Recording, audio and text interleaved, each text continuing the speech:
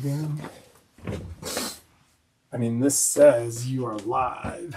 Yeah, but it's not.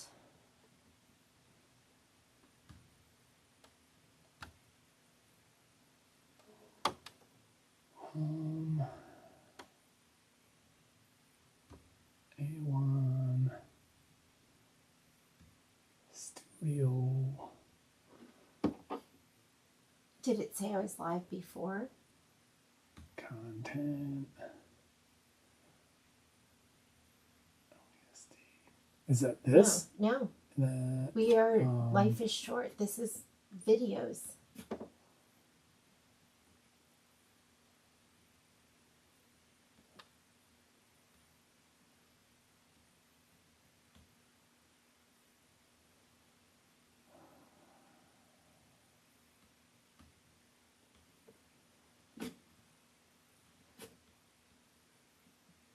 I'm just going to do my other thing. Like, hang on. There you go. Oh my God, we are here. All right. Can you guys, you can see and hear. I'm so sorry. I started this whole process. Like if you could see my room and everything set up. I started this whole process at 9 o'clock to give myself an hour to set up. Guys. And it is a struggle. This technology stuff is not easy. So, thank you for waiting and thank you for, food. Do you want me to bring you? Sure. Thank you for bearing with me. Jeez. Okay, I'm going to take a deep breath. We're all here, and I just hate that took so long. I was ready to go, and for some reason, we just couldn't get the image up. So, why don't we go ahead and get started? What we're going to be stitching out today, and I have 2 different colorways that I've done this in, and today I'm doing the 3rd colorway, which is going to be orange. We're going to be stitching out Life is Short, which I hate that part. Make it sweet. Life is short. I just hate thinking that, but I love that make it sweet kind of thing. So my thread set for the pink is going to pretty much be the same thread set for the orange. And let me go ahead and put that to the side.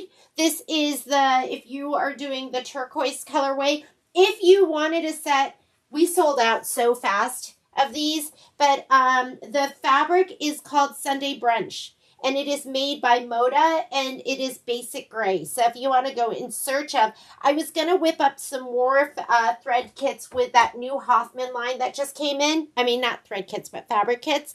So I will do that sometime this week. This is what I'm going to be using. I'm going to be doing the orange colorway. We're going to do a little prep work before we get started. So let's go ahead and we're going to make the straps. Let's do that first. So those are done and ready. I don't know if you can see this, but this one is, you know what? You can see it because I'm going to use my fancy cameras and do a little, well, there we go. So see the little tabs on the top?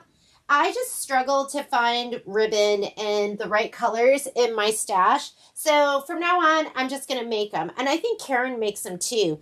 I did do it where I cut because it's going to be 1/4 the size. I cut my strip 2 inches, which means these are 1/2 inch each. And I was like, those are a little skinny. So then the next time I did it, I cut my strip 2.5 inches. And I really, really like that. If you want them even wider, then go 3 inches. And then, it'll be 1/4 of that size. But for me, I really, really liked the 2.5 inches. That's what I cut my strip to. We're going to go ahead and make our little tabs first. And let me look and make sure I see your comments. I just hate that, I'm struggling with this stuff. The technology stuff is really hard for me. So I'm going to go ahead and heat up my iron. You might be making ribbon, so just keep sipping on your coffee or whatever. I think it's lunchtime if you're on the East Coast. I'm going to leave that right here. And let's go big. And I'm going to go ahead and press this in half. And then I'll fold. So we're going to press it in half. And then we're going to fold it in and do that. And then press it one more time. Okay? I do like to use my best press for this. So let me grab my best press. Oh my God. Whoop! Whoop! Sorry. There we go. These are the joys of camera stands all over the room. And I just knocked that one over. Iron Maiden. That is my, that's where I keep my best press. And I like to spray it because then it's nice and crisp. But I'm going to go ahead and press this. You need, they're 2 inches a piece. And you need 6 of them. So you need 12 inches, but I'm just going to do this whole thing. So, and then, and your kit, and there were instructions. Did you like those little instructions in there on how to cut it? Lindsay did that for me. I was like, can you do this? Because like I said, I struggle. So, there were little instructions on how to maximize your fabric. But if you have half a yard, you should be able to make 2. Sorry, just waiting for that darn iron to heat up. Okay, now we can take our time, right? Now I can relax now that we're here. I guess what I need is I need to give myself 2 hours. 2 hours to set up. Patrick's been letting me sleep in. And so I slept until 9 o'clock yesterday morning. But the issue with that is if I sleep in, then I can't fall asleep at night. So last night I'm stitching the Sea of Tranquility, which is the new Thomas Kincaid tiling scene from OESD. So I'm stitching that out. Hang on, I'm going to move this around so I can get to it better. I'm stitching that out, and which, you know, I'm doing it on my 10 needle, so it's super easy peasy.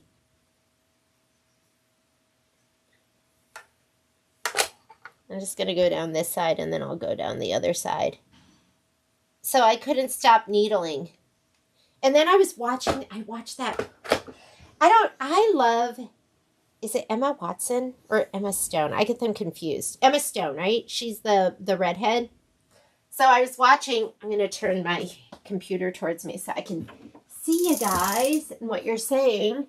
But I was watching that Kinds of Kindness movie that she did, and I was like, after I finished watching it, I Googled Kinds of Kindness, and all the comments were things like, what was the point?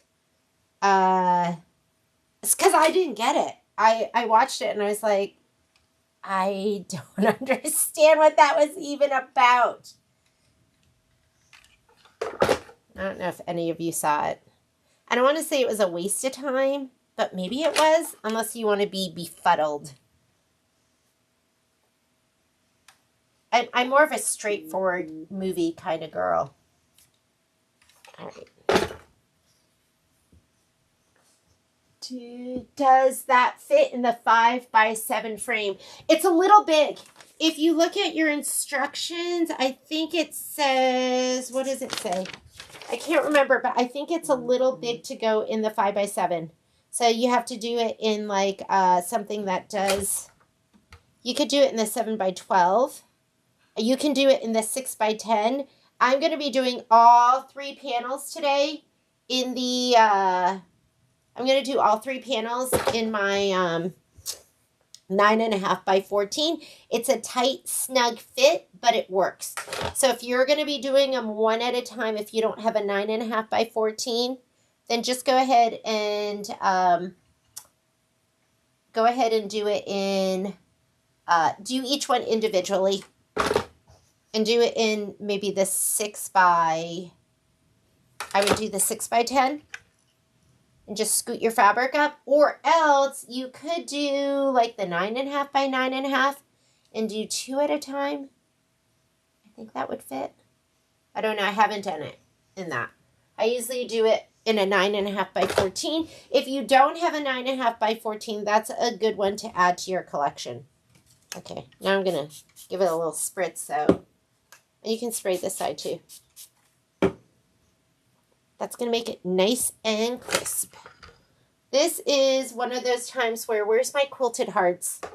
Where is my quilted hearts little iron thing? I don't know where you are, but this is when I would use that and lay it down in there and just kind of pull it through.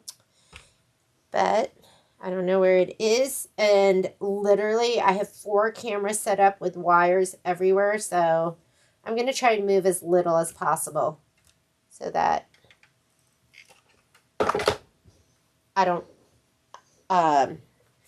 maybe I'll do it this way. Do you like that? More of an aerial view. Here we go. Then you don't get my shoulder view.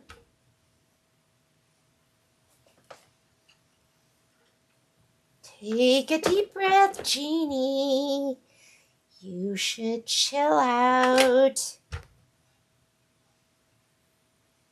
My heart starts to race. I get close to the time and I'm like, okay, nothing's working.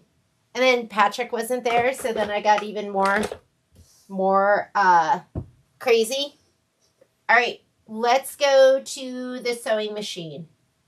So I'm going to go here. Maybe we should get a better view. I'm going to go ahead and you guys see I'm set up for embroidery. But what I want to do is I want to, let me fix this. I got to change out. I was all set up for embroidery because that's what I thought I was going to be doing first. But I forgot I have to sew this. Oops. Sorry, hitting the camera. And I'm using muslin because once again, I didn't bring home my, once again, I did not bring home my cutaway. And I really do like using the cutaway just because it is, looking for my cordage. I like using the cutaway because it's a little more body and it's a little more firm. But I'm going to go ahead and if you don't have this, you need to get this. Thank you. You're welcome. This is the advanced screwdriver. There's 2 of them. So make sure you get the right one. This is the bigger one that's made for the bigger screw back here. So that's the one that you want to get. And it just fits over it. And then you can get your whole hand on it. You don't have to worry about that screwdriver sliding off. 9 out of 10 times when I'm sewing, I'm going to use I'm switching over to sewing. So it doesn't tell me to unplug my dual feed foot. 9 out of 10 times I use my walking foot. So this is the compact dual feed. And this is my favorite foot in the entire world. You always want to hand tighten and then tighten a little bit more with a screwdriver. And don't forget this one plugs in. And just plug it into the back.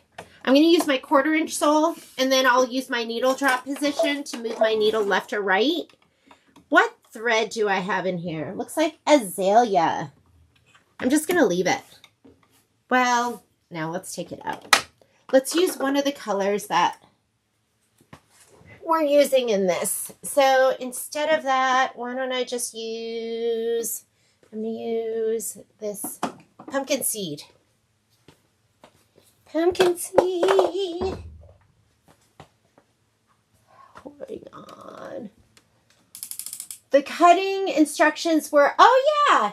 Yeah, so I did do something that had some cutting instructions in there. Just so that, you know, it might make it a little bit easier. Because, and you know, I think rule of thumb, well, not necessarily, but do your big cuts first. Because those are the ones, like, if you don't do those, and that's when you need the most fabric. However, yeah, just to maximize everything. I did do that little video for you. Okay, I love feet with a flange because now I can move my needle drop. So I have something, oh, you know what? It might have been better with my, it might be better with my stitch in the ditch foot, but I'm going to take my needle and move it all the way to the right so that I can have this flange right next to my fabric and something consistent. So let's see how far we can go to the right. I'm going to take, so what you do is you have an LR shift here. And that's for a straight stitch because there's no width on a straight stitch. It's just straight. So if you hit your up button, that is going to move your needle drop to the right. And you can see it on my display right here. Is that showing? I think so. I'm just going to hold it down. I don't know. That's kind of still far away for me. If you look at where it is. Like here, it's kind of far away. So what we're going to do is I'm going to pop this off and I'll use my stitch in the ditch foot and then see if I can get it all the way over there. Stitch in the ditch. Stitch in the ditch. Here we go. There we go. Better. So foot down, but I want my needle to be just to the left of the flange. Maybe your angle's not great. Sorry. So easiest way to do that now is just to hit your center button because it's going to go back to 3.5. And now I'm just going to butt my needle to the left a little bit. And there, that's perfect. That's where I want it. All right, I'm going to sew down that side. I'm not even going to lock my stitch, but I'm going to make my stitch length short. Let's go ahead and I'm going to make my stitch length, I'm going to do it at a 2. So my stitch is nice and tight. And I'm going to go ahead and sew that whole side, and then we'll do the other side. Here we go. Perfect. Now I'm going to get perfect because I have the little flange here and I'm riding it right next. So you don't have to use this stitch in the ditch foot just for stitching in the ditch. Actually, I'm going to move it. I'm going to bump it to the left one. So if you want to go to the right, up arrow, left, down arrow. It's okay that I'm switching it right in the middle.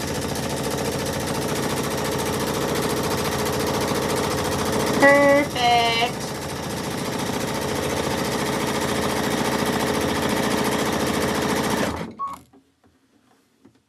Good morning. What is the size of the center white block? The center white block is going to be 12 inches by 7 inches. I did put Shape Flex already on the back of mine. So make sure you do that. I'm not even going to lock my stitch because it's nice and tight, so I'm not really too worried about it coming undone. Okay, so do you see how pretty that is? How like perfect it is? Like right next to the edge. Maybe I'll scoot it in a little bit more. So I'm going to go ahead and I'm going to take my stitch length and I'm going to go down one more time. So it's going to move away from that flange. So I just went to 1.75. And let's go ahead and sew up the next side.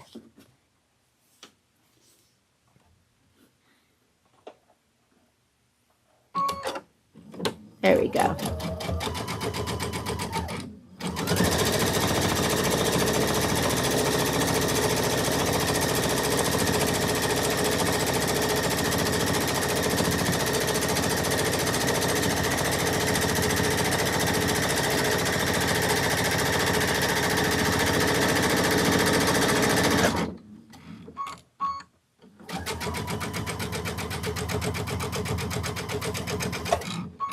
You can lock it if you want. So, Dwani did all of them in the 7 and 7. Oh, did you do, yes. So Dwani did them all in the 7 and 7/8 by the 14. Was that the magnetic hoop? So I just went ahead and did that side. Oh, I didn't even look at my bobbin thread, but, we are done. Looks perfect. All right. So those are going to be your little strappy straps. Let's go ahead and cut them down right now. We're going to cut them down to the, let's cut them down to 2 inches a piece. Here's my hoop.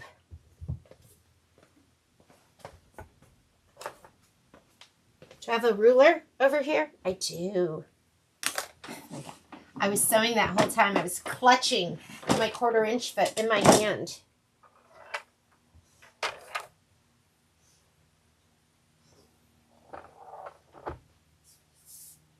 Okay, I'm going to cut each one of these down to 2 inches.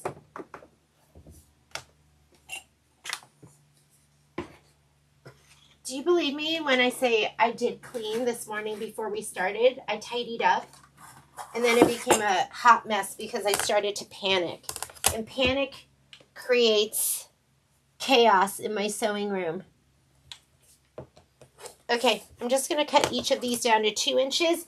I could use my Stripology, but it's all the way across the room. Normally, I think I would do that, use my Stripology ruler. That way, you're not picking up your ruler every time and having to place. You're just going to go ahead and 2 inch, 2 inch, 2 inch. I better read this. your tabs, your ribbon are, last thing I want to do is lead you astray. Yep, 6 2-inch lengths. If you're doing 2 of these, then do 12 of them.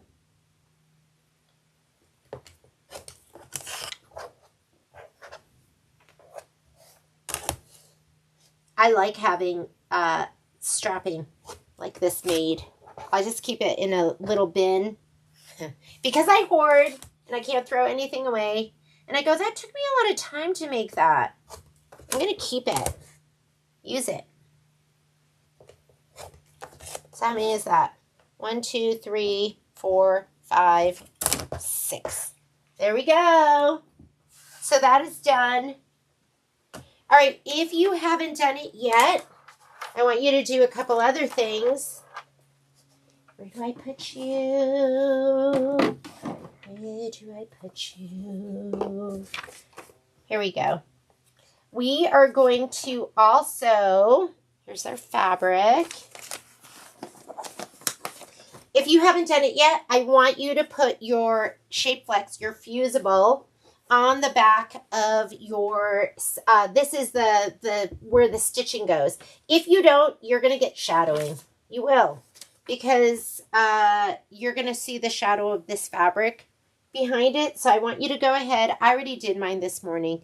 So I took a 12 by 12 piece of Shape Flex SF 101 Pellon, and I put it on here. You can, every embroidery company seems to make their own fusible woven now. So whatever fusible woven you have, I just use Pellon Shape Flex 101, and I buy it by the bolt.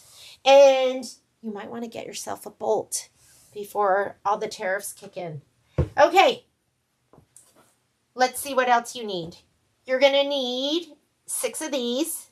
So 3 that we're going to put on in the beginning, 3 that we'll put on in the end. And don't forget this in the end. I don't think that was like, I didn't like that happened before, so I don't think I'll forget. Now you need 3 of these. This is going to be your background for the front. And you need 6 of these for the back. And we're going to go ahead and we're going to take 3 of them and we're going to press them 1/4 inch down. So let's go ahead and grab 3, just like that. And let's press. And you can either eyeball, or if you have a hot ruler, you can use one of these. But what I like to do is I like to give it a little spritz right on the edge so it holds. I'm going to go ahead and turn this over. I'm just eyeballing it a little bit.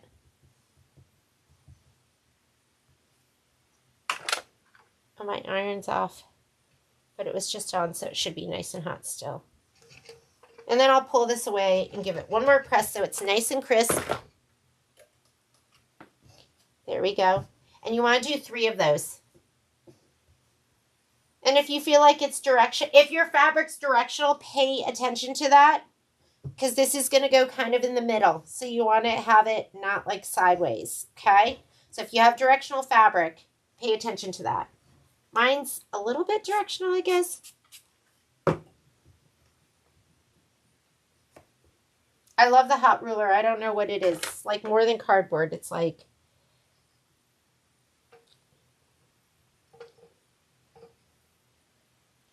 but a hot ruler to me is like an essential to have in your sewing room. You're just going to need it at some point. Something that you can iron on and press on and measure on all at the same time. Let me see if I'm missing any questions.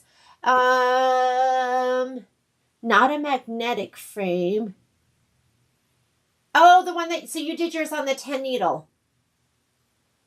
What they can do. Yes. Oh, that's perfect. Yeah, it's if you have a multi-needle, this is a perfect project, right? I've been needling. My multi-needle is like, it's either my workhorse or it's totally neglected. But I just finished stitching out the Summer Garden fabric, Summer Garden flag, and I recorded it. So Patrick's posting that today. I didn't do the construction yet, like putting it all together. I just did the embroidery on my multi-needle, and then I started the Sea of Tranquility, which I didn't even know existed until somebody came in and asked for it. So thank you very much, Miss Cheryl P. Okay, I think I'm ready. Are we ready to go? You're going to need your applique pieces. So I don't even know what this is. I've done so many of these. I just grabbed all of this. So here are my applique pieces, and we're going to just go on over to the machine and let's get started. So I'm going to go ahead and hoop up. Hoop up at the machine. Here we go. All right.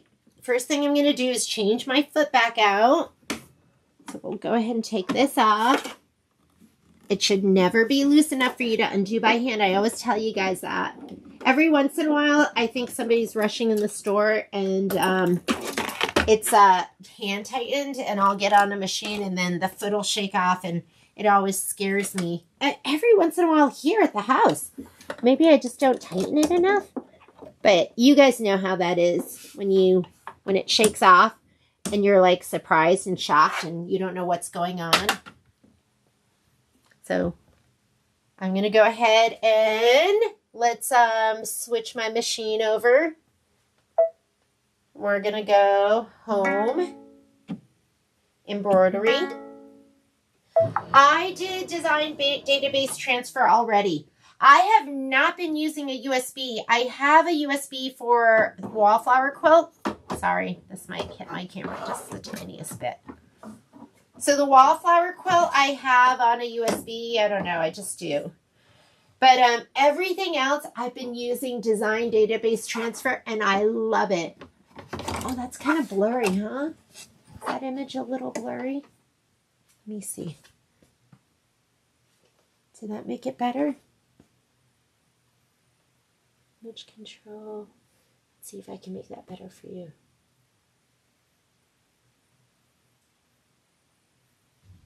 Is that okay? You can see that okay, right? Okay, so let's go ahead and load our design. So I did design database transfer. So I'm on my Aveneer. I'm going to go into my pocket. And when you do that, you're pulling from that little Wi-Fi symbol right here. So I'm not on a USB. I'm going to cease using USBs because why not? And then the one we're going to stitch first is going to be, these are all the projects I'm in the middle of right now. Life is Sweet. It's the one that had, nope, not the cupcake. It's the one with the pie. You can see I've loaded it multiple times. So let's go ahead and set it. And I'm trying to think if I should, let's load them all. I have an image here that's burnt in here from before. So I'm going to go to my camera button and I'm going to turn off the background image. So that's gone. I'm also going to select my hoop. So I like to go ahead and go to my settings button, your notebook paper, and I'm going to touch in here and I'm going to go 9.5 by 14. I had somebody that came into the store the other day and they're like, I don't understand it. It keeps telling me to go to a bigger hoop, but this fits into my hoop. But they had taken the design and dragged it out of the embroidery field. So it's really important to put that because it gives me the outline right here. And now I know exactly how much space I have. So this is, I'm going to take that one. I'm going to touch edit. I'm going to rotate it and 90 degrees to the right. I'm not going to use my finger because I don't want it to move left and right. I'm just going to scoot it all the way up to the top, but not outside that line.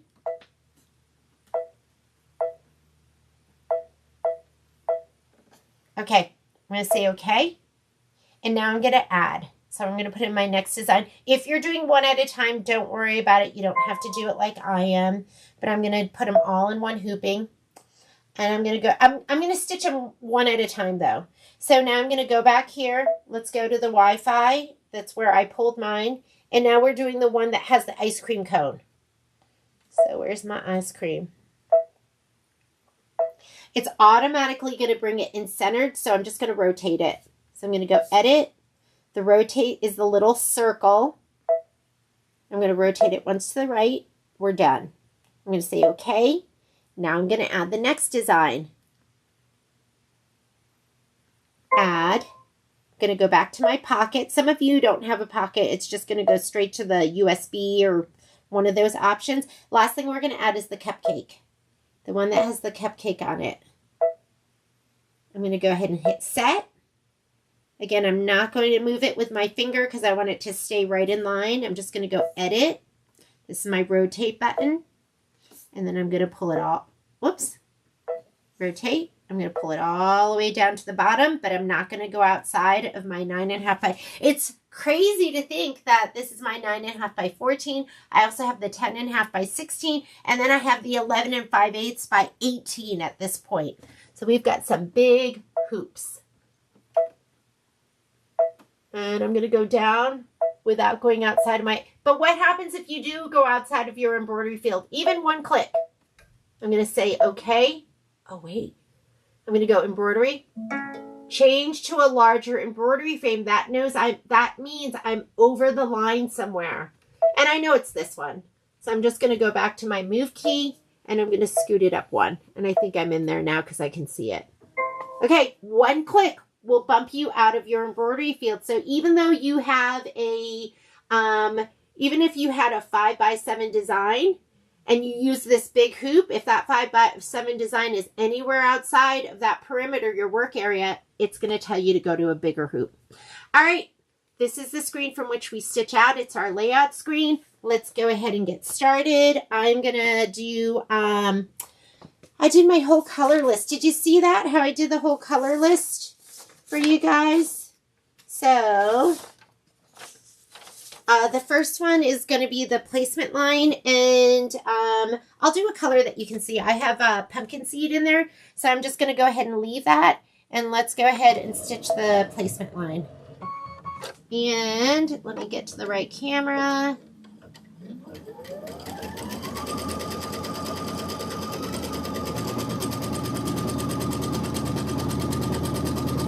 Was it going to hit? All right, I'm going to go ahead and let's stick to my instructions.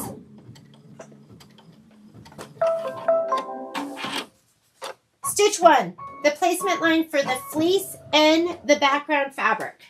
So it wants us to do your placement line for the fleece and background fabric directly on the stabilizer. I'm just using muslin. Remove the hoop from the machine. Spray the hoop stabilizer with spray adhesive and center 1 4 1/8 by 7 1/8 piece of fleece. I'm going to spray the fleece, and they want you to spray it with the hoop.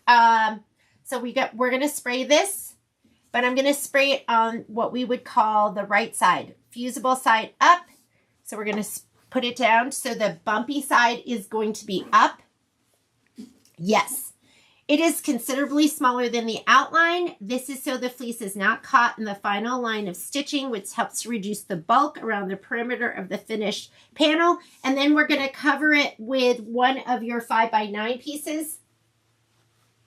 And we're going to spray this. I'm spraying it on the wrong side. So it's going to be bumpy side up. And then this is going to go down on top of it, just so you know what's happening here. And then we're going to press with an iron to adhere the fabric background to the fleece. So let's go ahead and, make sure your iron's on because we are going to go ahead and spray that. Here's my handy dandy spray tent, and I am a KK 100 girl. You can free it. Not now. Got a lot of wires here. So we're going to do this side, which is the fuzzy side, not the bumpy side. And this side, which is the wrong side of your fabric. Just lay it down. Oh, and this is going to get ironed down too. So I'm going to go ahead and take that over to the machine.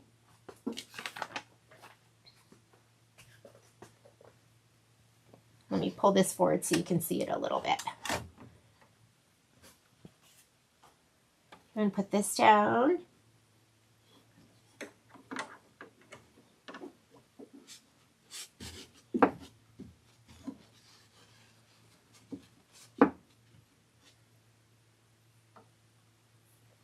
Okay, and then I'm going to take this and put it down.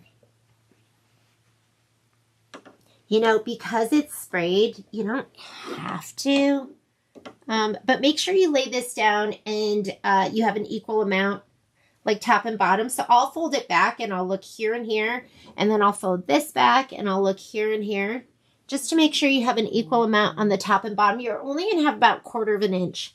And then here you want to look too. I have a lot more on this side, so I'm going to scoot it down. There we go. About 1/2 inch top and bottom, 1/4 inch the rest of the way around. If you are directional, you got to pay attention to that too, okay? And then you can just take it to your iron and then press it all down. Let's go ahead and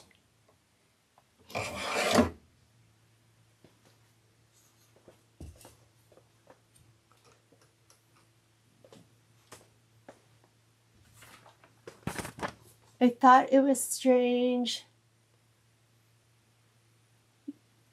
Yeah, me too. Sometimes I do change things a little bit. Okay, press with an iron to adhere the background fabric to the fleece. You know, sometimes I don't even do that because I spray, but we might as well, right? Let's do everything the right way. And that'll just make it more secure. Okay, that is done. I'm going to take this back over to my machine and we'll slide it back on.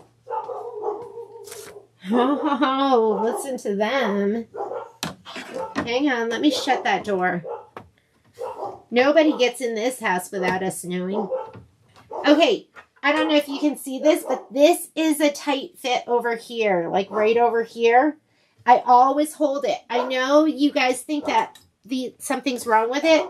There's just some of the ones that don't come with the machine are really tight to go on. So you always want to hold it over here and then slide it on so it doesn't scoot you out of alignment, out of calibration. All right, next step. Return the hoop to the machine, fluff your fabric, make sure nothing's turned over. It says stitch color 2, the perimeter tack down stitch, and placement line for the accent fabric. So I'm going to go ahead and I'm going to leave in the pumpkin seed, but do something that kind of matches. So maybe the buttercup or the pumpkin seed.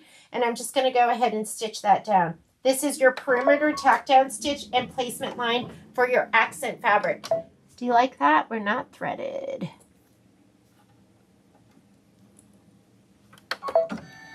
That just did 2 stitches. I'm not going to go back. Normally I would go back. I think in your supply list, let me see. In the supply list, I put down all the colors. And those are always just suggestions. Whoop. Hang on. Camera's getting hit.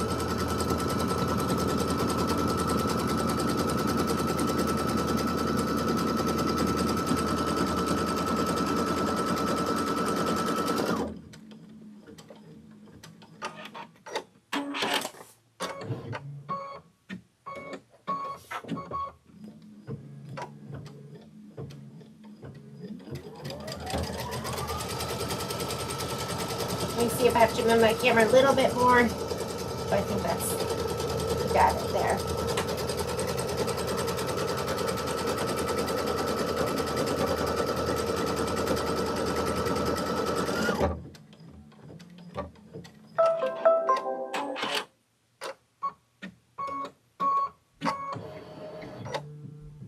Hey, Patrick. Okay, so the next step is step number 3. It says slip the prepared accent fabric beneath the presser foot until it covers the placement line. You're going to be using this 3 times. And stitch color 3, the accent panel, quilting, and cut line. I'm going to be doing it in linen. So you want to grab that piece of fabric, this one right here.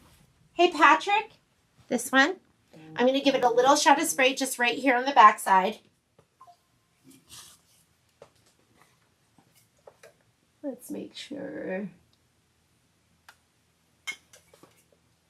So you're not seeing the spray tent, but I'm just spraying it down.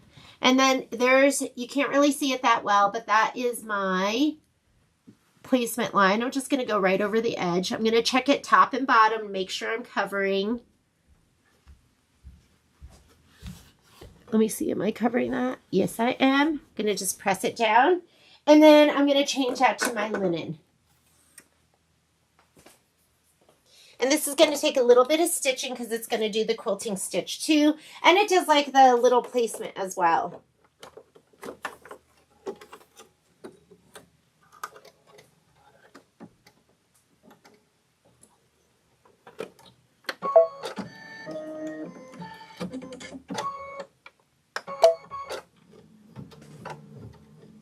All right, go ahead and stitch away.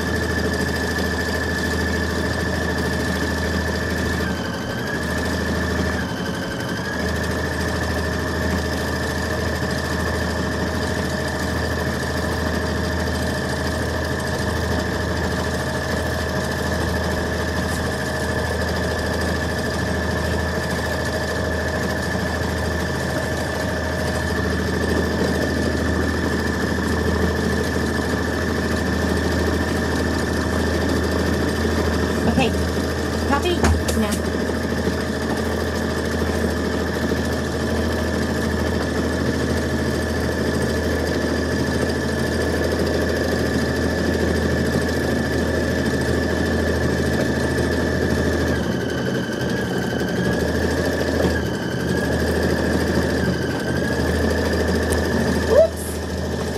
Whoops. Got a dog in here. Whoop.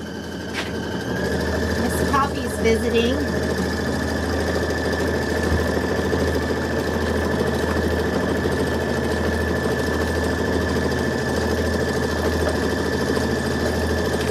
So after it finishes this, oh my goodness.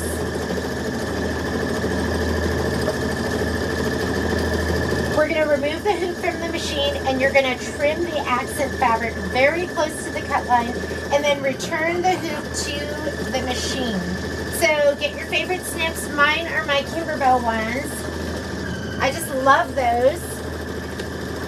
I really think they're the best. So I'm going to be using these and we're going to trim around that whole area.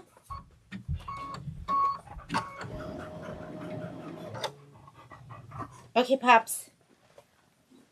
Poppy is visiting and taking up my area. Hang on a second. Let me get back to here where I can see you guys. All right, I'm going to go ahead and trim all of this. And it said very close to the trim line. So you want to trim close to the trim line without cutting the line.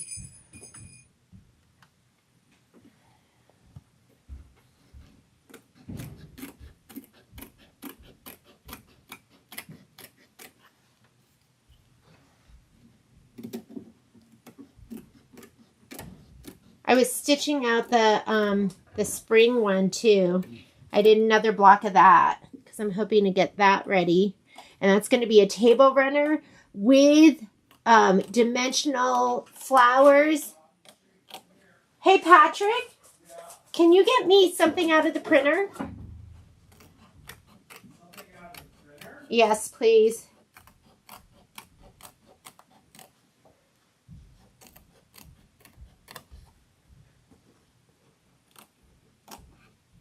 There we go. Cute. So they have you, she has you use this whole piece, so you do have to use the edge. Because, can you try and do it for me? So you're going to print here, and then you're going to print here. I mean, sorry. You're going to use this for the center one, and this one for the other one. So you need to make sure that you don't just plop this down, and you do it right in the center. There's nothing printed. But can you try and print something for me? What do you want me to print? It's the supply list for Life is Short. Where do I find it? In my OneDrive or in the Drive. In Google Drive? Yes, please. Okay. Okay. We already did that. So now we're on to step number 4. And then once you go here, it starts to repeat. So we're going to change thread color for the accent fabric satin stitch border. And for mine, I did clover for all of them. So I'm going to put clover in right now, which is green. But you can put whatever color you want in. So I'm going to put this one in.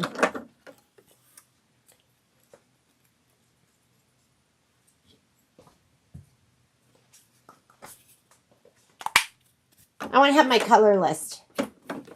And I wasn't thinking about that. I thought I had my color list written on these. But I did that whole color list for you. So it's worth printing out that supply list. Patrick told me this morning, he's like, I think I'm going to do 2 bike rides today.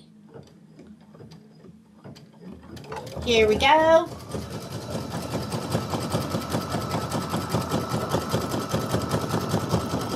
If I can move that. Sorry for this side angle. I think I have to go back a little bit.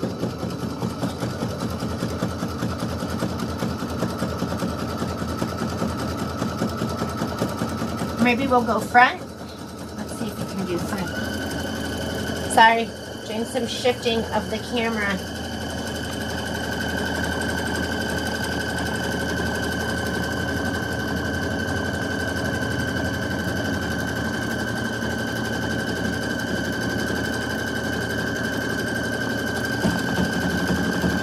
The digital. How can I? Janelle, send me. Graydon and I are working. Graydon's going to be with me all summer, so we're super excited to do some catching up. But we'll be putting like all the sew-alongs on the website with the spreadsheets, with the links to all the videos. You've got the digital download. So for right now, maybe send me an email. Send me an email. You can send it through this store, and I'll send you that stuff. But that will, at some point, we'll have it on there. If you want the video, you could just go to our YouTube page and just type in Hello Sunshine. They're all public. So they're all there and available. There's a little search bar. So once you get to our YouTube page, just go, there's a little magnifying glass. You just click on that and just type in Hello Sunshine. All the videos will be there. I have not completed it. It's a UFO. Just so you know, it's still in the works.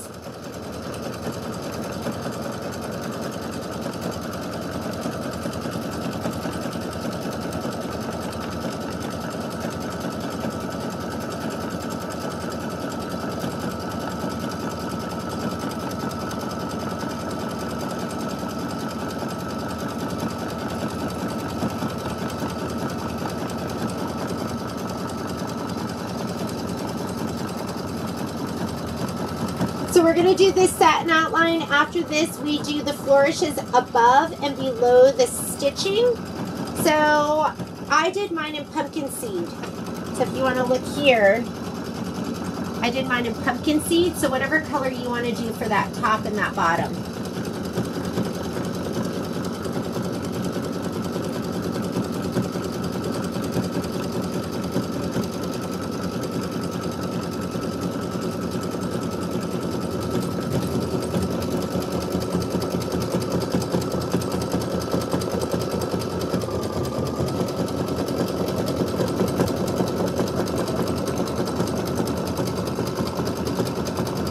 Oh yeah, you know what? It is a big project, but I'm like, I'm not so close, but I'm close enough that I should get it done.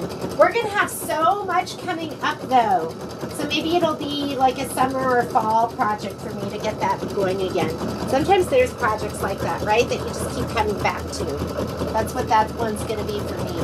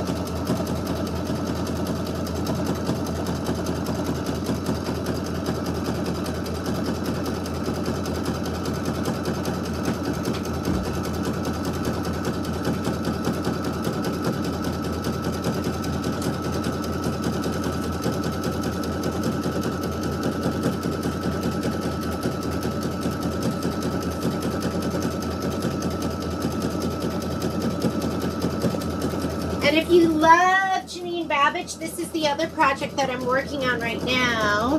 And we will have a kit for it. I can do this without...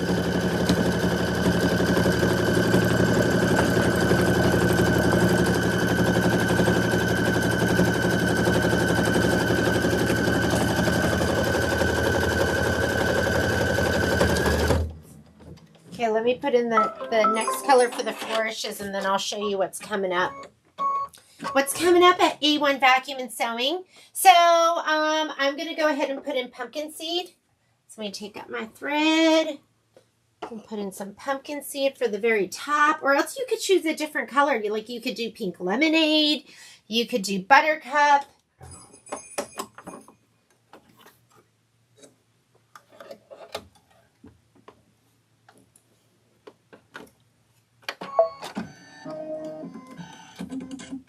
Look at your screen. Make sure you're seeing the flourishes. That's what should be next.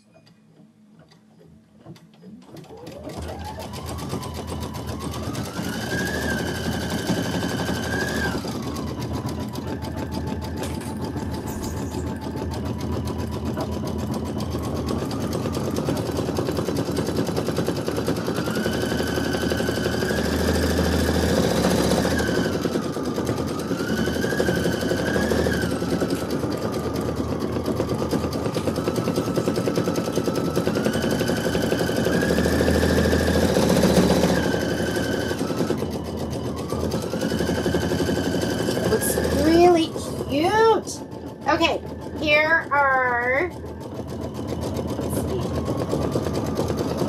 this is what I'm going to be doing next. This is this is spring. Spring something. Spring is in the air, and it's a gradient fabric, so I love that. I've only stitched out this one, or I stitched out that one this morning. So I have those two, and then this is the fabric that's going to be the border fabric, and it's gradient. So as we move down, this will be the top part.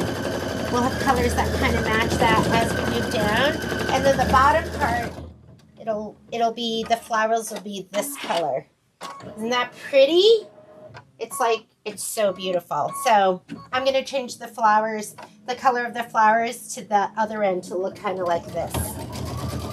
That's going to be the next project that I do. Karen Bowl is going to be doing the God Bless America project, and that's going to happen in May. This one might happen in May, but it probably will be June. The one that I just showed you. It's gorgeous.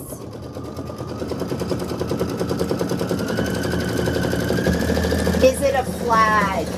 It is not a flag. It is going to be... Let me show you.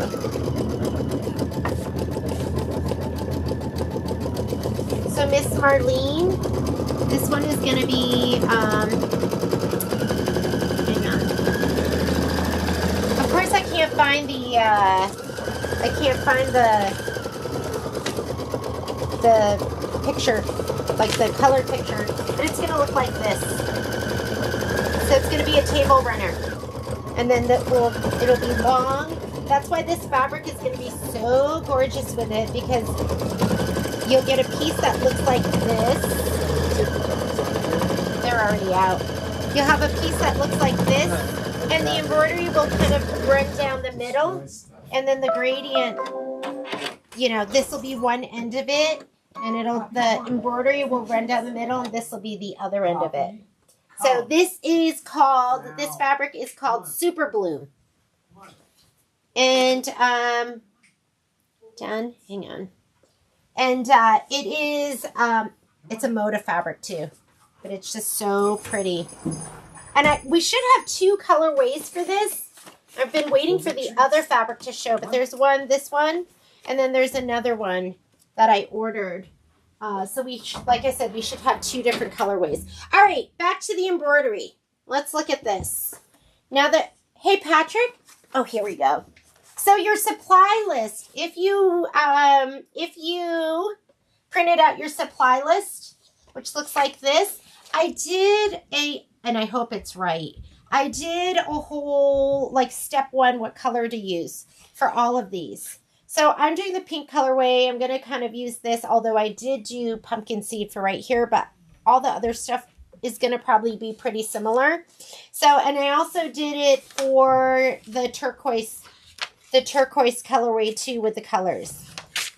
Hopefully it's good. It's right. Like I looked at it twice, so I hope it's right. All right, next step.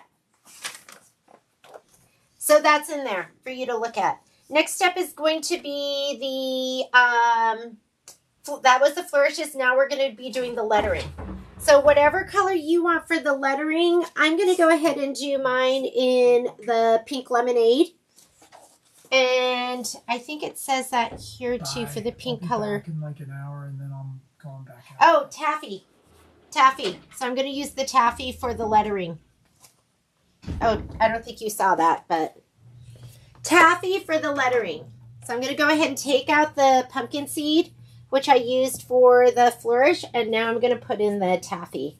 Am I going so slow today? I'm sorry. That's what happens when I get distracted and I'm excited about other projects too. Look at your screen. Make sure that what you see there is the lettering.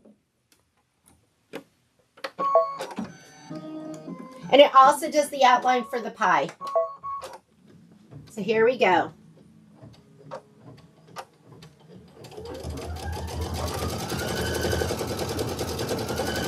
The table runner is... How long is that table runner? Let me look.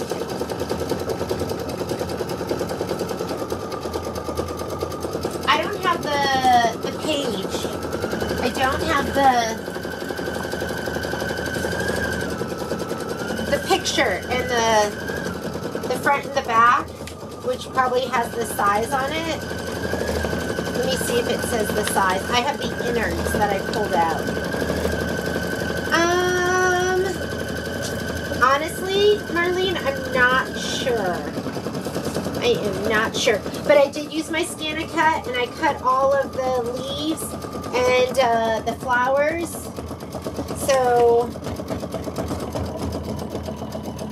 yeah, not sure. This is what it's going to look like in the end, or it should look something like this. It should look something like that.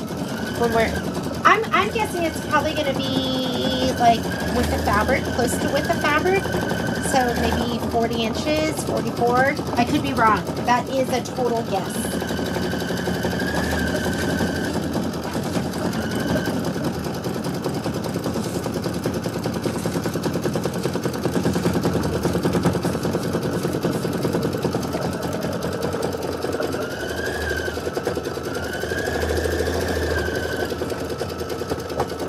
I'll show you the other thing I'm working on right now. We'll just do some show and tell while it's stitching. This is going to be 10 needle, and I've already started on the 10 needle. But this is the newest Sea of Tranquility tiling scene from Thomas Kincaid. Let me see if I can show you in more detail.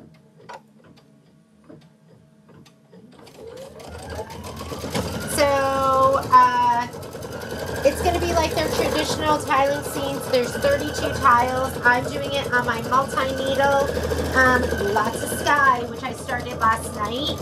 And the colors are gorgeous. So this is all I got to last night. I did like 3 of them, and that was it. But this is a great, this is stitch intensive. Everything you see here is covered with stitches. I'm using vanilla grunge as my background fabric, and which is absolutely perfect. And it's going to be a lot, like the tiles I did, but it really is like, I'll go ahead when this is when we get to the lettering, and I can do it now. I'll go ahead and set it up. where it's just going to be stitching in the background. That's what I love about my multi-needle. If you're interested, we just got one traded in, so we have a 10 needle. I think it's got fairly low mileage on it. So if you're local or in the area and you're looking, and we're also going to be doing a round robin. So Michelle is doing a round robin. Michelle and I. So we're going to bring you around on the different multi-needles. We have a 6, a 1, and the 10. And we're just going to be showing you the different features. You can sign up for that.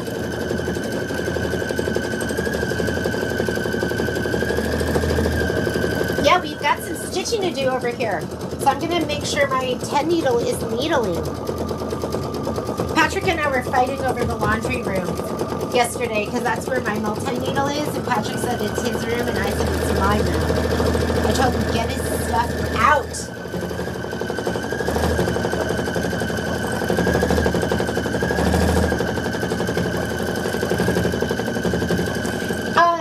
Marlene, if you wanted to do a longer one, you could also, for that table runner, you could do some tiles in the center, or you could repeat some stuff. Or you could blow it up if you were consistent and you blew it all up the same size. So options. It's not huge. I have a long table too. You could do 2 of those, right, the center parts.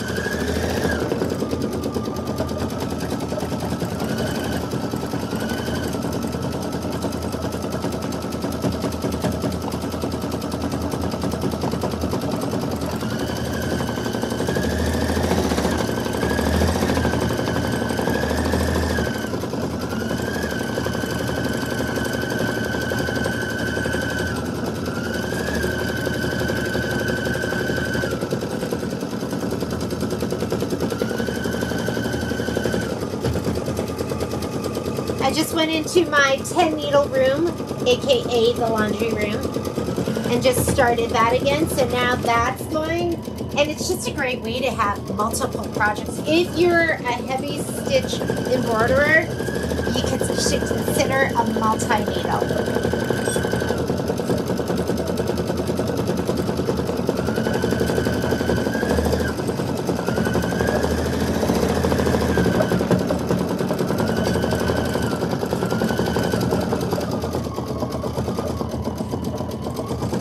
Did you see the new KB Sweetheart? I did. It is adorable. We have it on the site, so if anyone's interested, we have it. We always do our new projects. We put them up at 20% off for the embellishment kit and the design, and then we do the fabric kit at 15% off because they charge us freight on that. The table runner, I'm going to do it just like I'm doing this. We'll do a free sew-along, and then it'll, like I said, it'll just be a sew-along, and then you'll get the kit and the pattern. But we'll stitch it out together. might be one of those things where we stitch out because there's double of everything.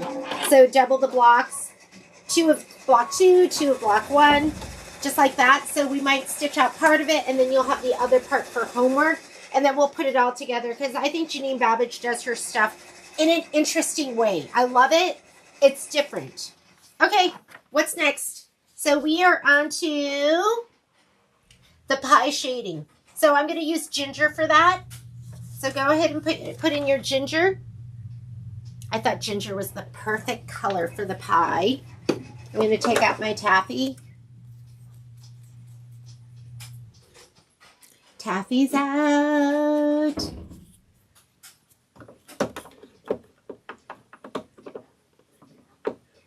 Email asking if there was a kit. Oh, you know what? I sold out of the kits, Debbie, but I'm going to make some new ones. So they're going to be different. They're going to be gorgeous. I'm going to use the Hoffman. There's that new Hoffman fabric that we just got in, and I'm going to use that.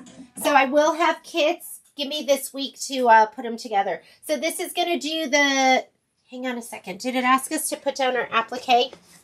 All right. We are on step number 7. Step number 7. Here we go.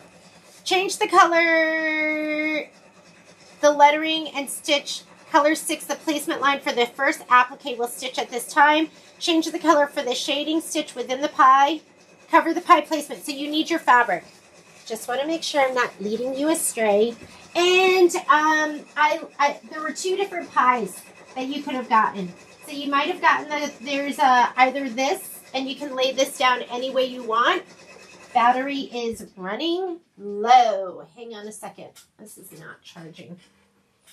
I'm going to take this out. Give me just a second.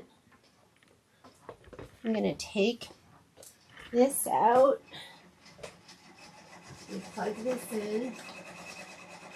So there was either this linen, that's Hoffman linen, the fabric that's on there, or you got the Kimberbell, and the Kimberbell one has stripes.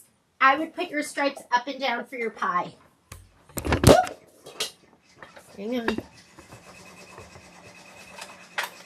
Up and down, up and down. There we go. So you might have gotten this fabric right here with the stripes up and down, and I would put those this way. So they're running vertically on the pie. I'm just going to use this one because this one's already cut and ready to go. Let me give it a little shot of spray. I'm going to lay this down right here. That is my pie. And I have my ginger in there, and I'm just going to go ahead and hit start. It's a little bit darker than the fabric color. Cover the pie placement line with the prepared pie fabric, or fuse the pre-cut pie in place and stitch the pie shading and applique cut line. If needed, remove the hoop and trim. So go ahead and let it do that, and then we'll go ahead and we'll trim it.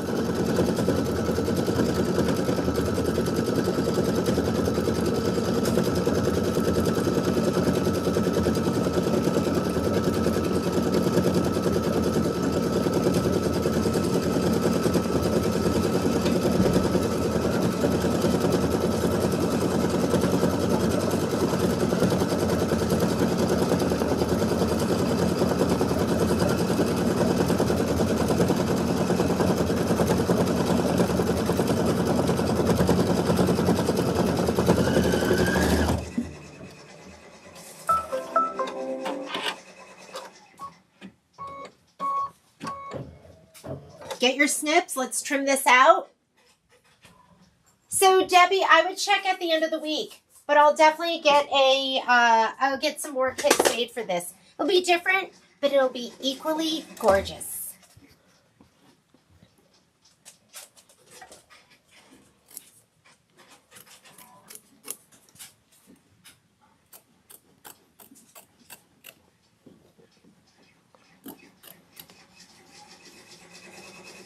I'm trying to cut around the cameras. So, and if you can learn how to cut with both hands, you should. I'm not as good doing it with regular scissors, but with snips, since all you're doing is pinching. There we go. All right, next step. We are in step number 8. Remove, trim, change the color for the pie filling satin stitch perimeter. And I did this with Sandcastle. So now what it wants is we are going to be doing the pie crust basically. Or wait, are we doing that? Or are we doing that? Let me look. Let me see. Let me make sure before I lead you astray. And what do I have in my instructions? Oh, we're going to do, you're going to leave in the ginger. So it's going to do that, the little line first, and you can see it on your screen too. So let me go ahead and slide my hoop back on, leave in that ginger, and then we'll do the pie crust. Got a land shark over here.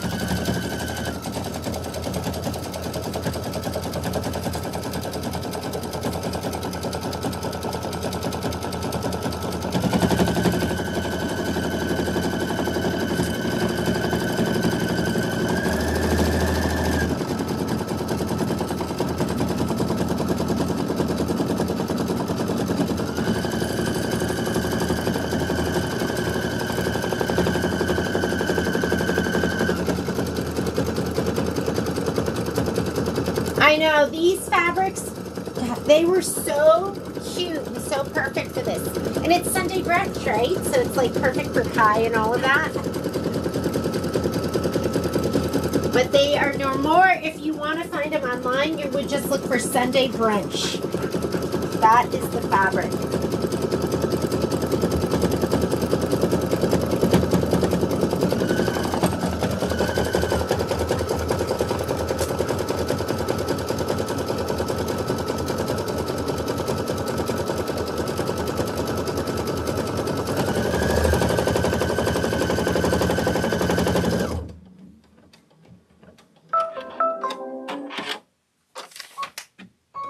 Okay, next step is going to be the pie crust and placement stitch for the whipped cream. And I'm going to put in my sandcastle.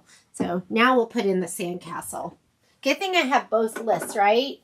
I feel like, I don't know. I feel like the instructions can be a little bit confusing sometimes. So, and I wanted you to have like a good outline of what color to use when. And it might be a little bit different with the orange. But the orange colorway, if you want thread, the thread for the pink colorway is just what I'm using for the orange too. I think they're all the same colors.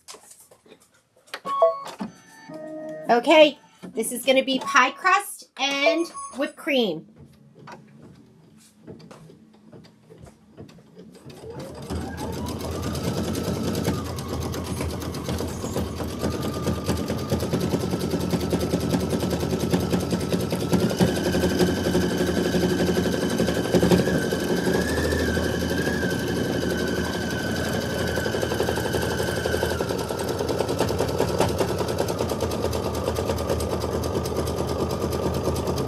I forgot to bring glitter home, but fortunately I have like 8 million pieces of white glitter.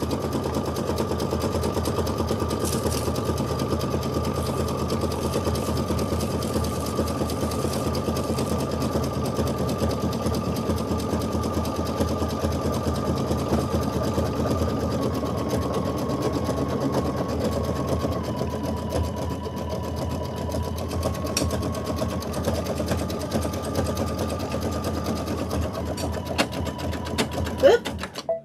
Do you hear that? My mama ears hears something I don't like. I'm going to go ahead and cut. Maybe I got a little split or something. Let's see. Let's see what's going on. First, we're going to check this. Oop, let's cut.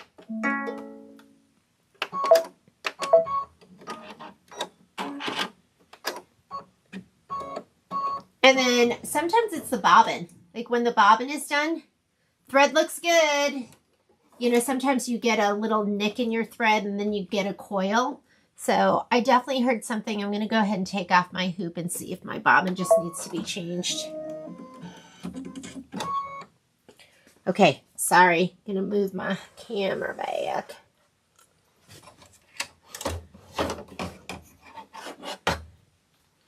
What's happening down here?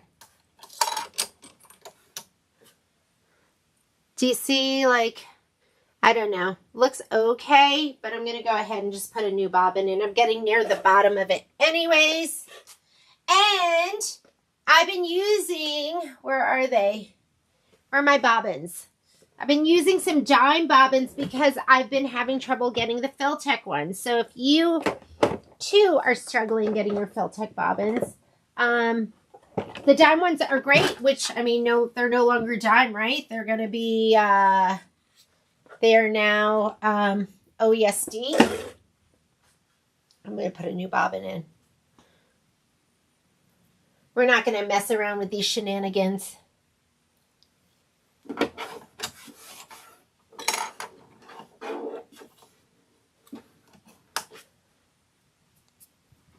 Hoop back on, and let's go back 10 stitches. And I'm sorry it's blurry. I will fix that. I don't know why that's blurry right now. Let's go ahead and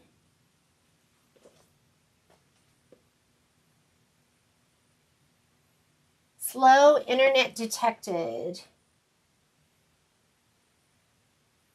How is that? Are you guys even seeing that area? Okay, let's fix that. Sorry, image control.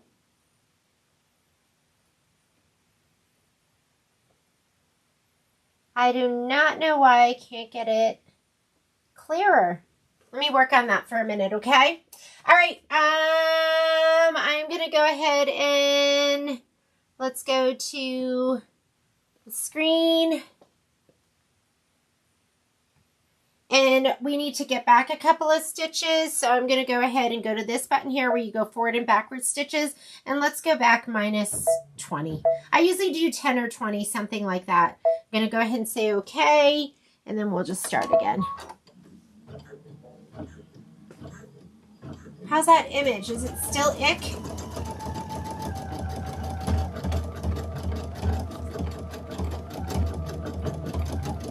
Okay, sounds better. So I think something was up with my bobbin. Although that looks kind of big and ick too.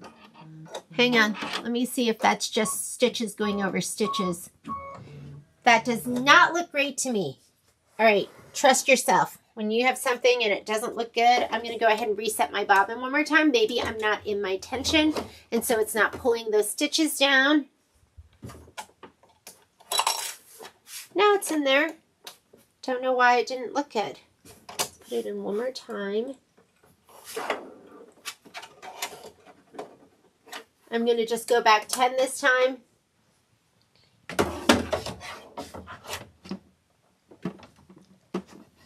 Hold that. It is tough to get on sometimes.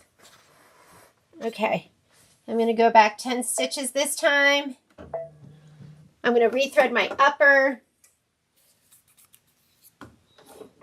If you look at those stitches and they were looking great and then you rethreaded and they're not looking great, well, the only thing that changed is your threading. So go ahead and just do it one more time. You know what I mean? Okay, let's go back. Did I go back 10?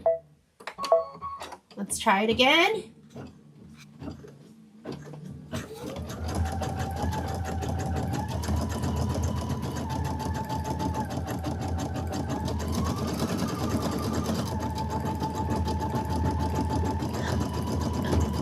Yeah, that looks great now. So I don't know, I have like one, it's just going to be a crusty corner.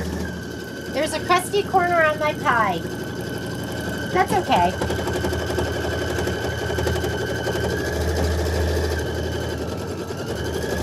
How's that? Does that look okay?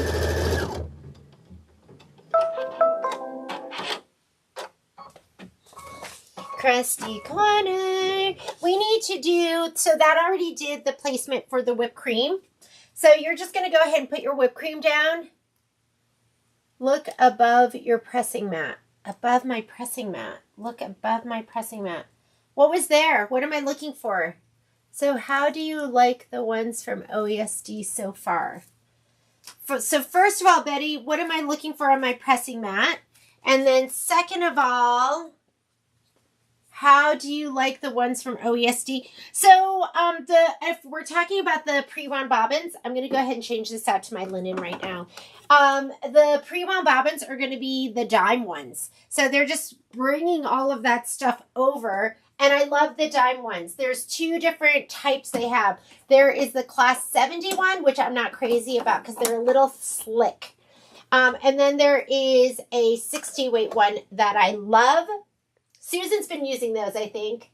Those are absolutely amazing. And I got so nervous because they did the merge, the company merge, and they were no longer selling the dime ones on the dime website. Oh, put down your glitter. So if you have your protective layer on there, go ahead and pull that away. I'm just going to pull it away right now. I'm just going to hold this down and let it stitch in place. So I just do not like how blurry that is. Hang on, let me see if I can manually. I don't know what I'm doing here. Nope, is that making it worse or better? Oh, worse, huh? Worse.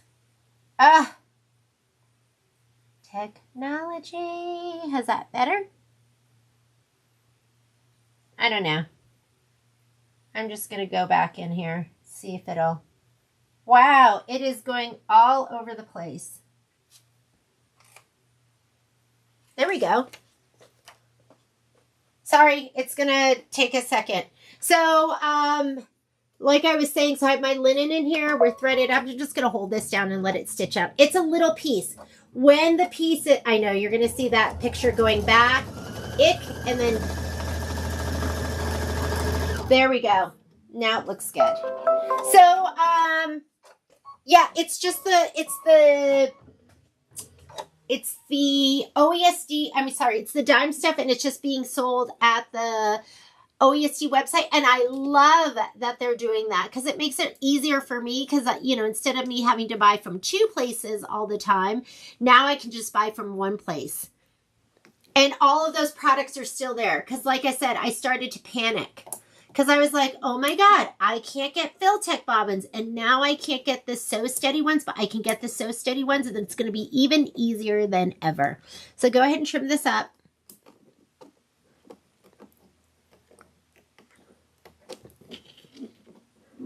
And I'm not even going to sell the 70 weight. I'm only going to sell the 60 weight so you don't have to worry about picking out the right ones. Okay, there is... the tack down and the trim, and now we're going to do the whipped cream satin stitch outline. Hang on, let me make sure.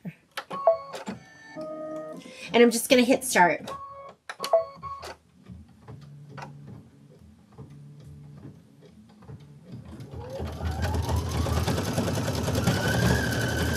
The case of bobbins that were above my mat.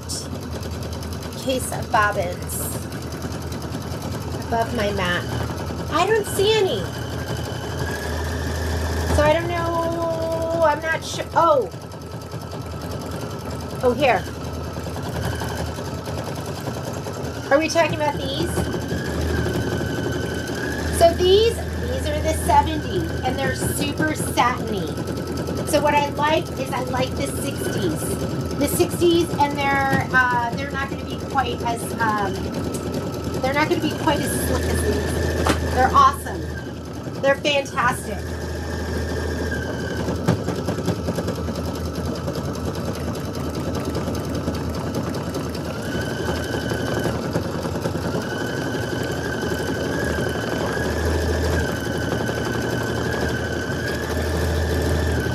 Oh yeah, I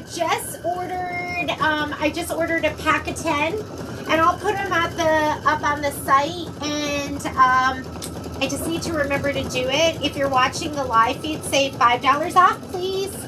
And I'll do them. They're normally $24.99, and we'll do them for $19.99. So just if you check out, you get the you're gonna look for, and like I said, I'm only selling one, so you don't have to worry about getting the slick ones. It'll be the 60 weight ones.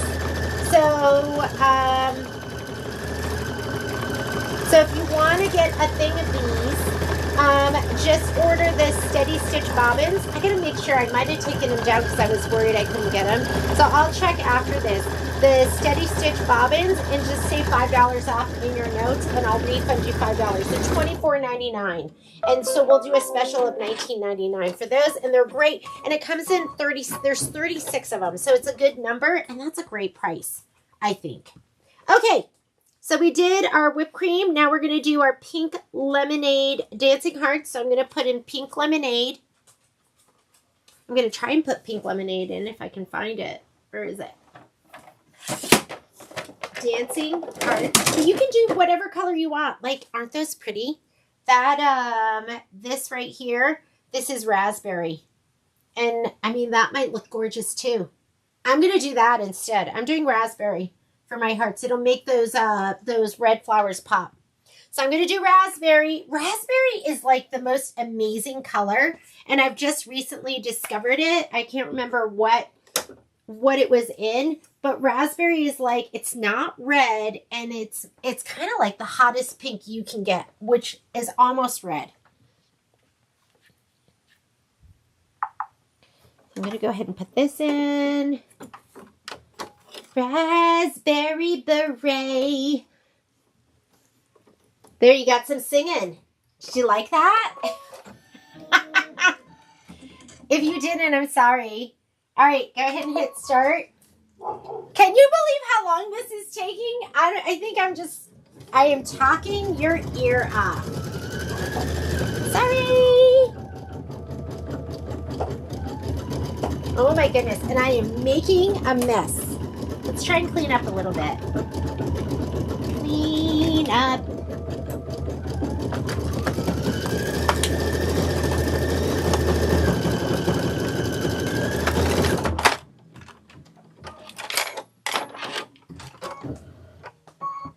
There's no reason I shouldn't be. Oh, those hearts look cute.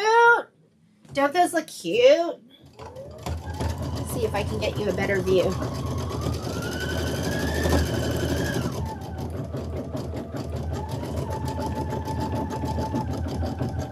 Maybe I could get closer. I'm going to play with my camera angle.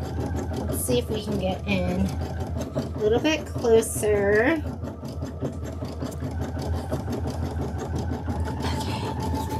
This way and down. How's that? Is that a little bit better?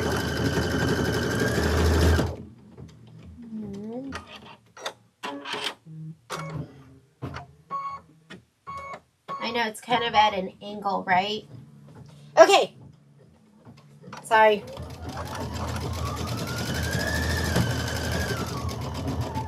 Is there a time limit to use the purchase designs bought from Michelle?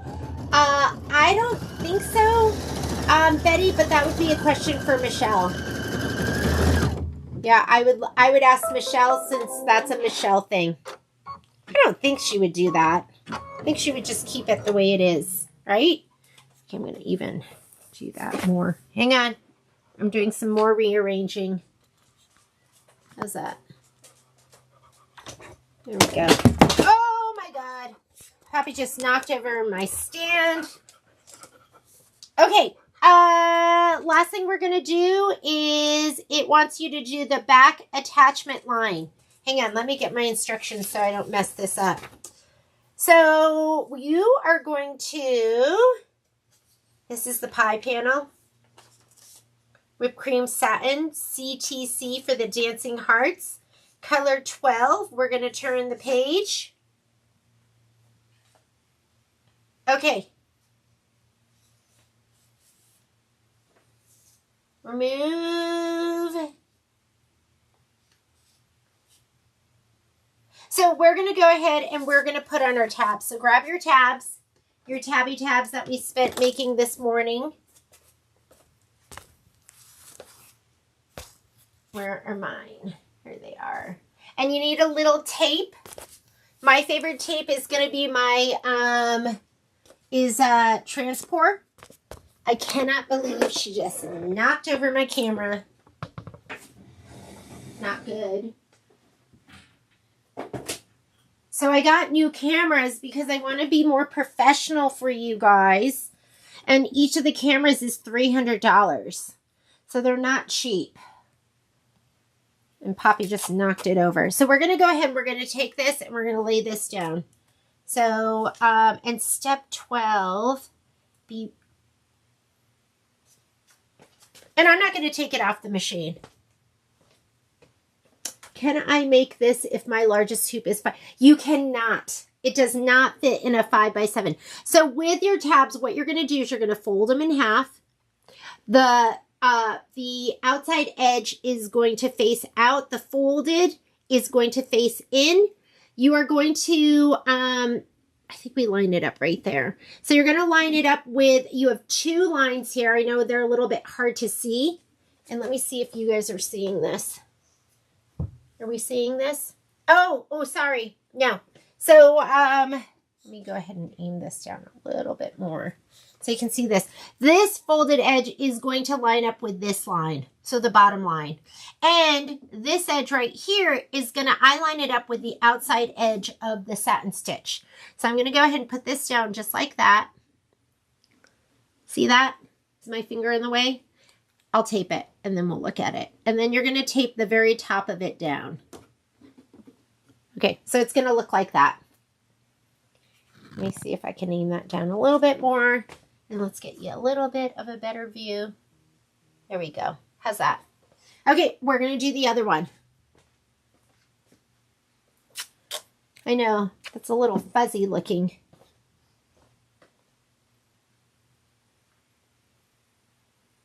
Now I'm going to do it up on the other side.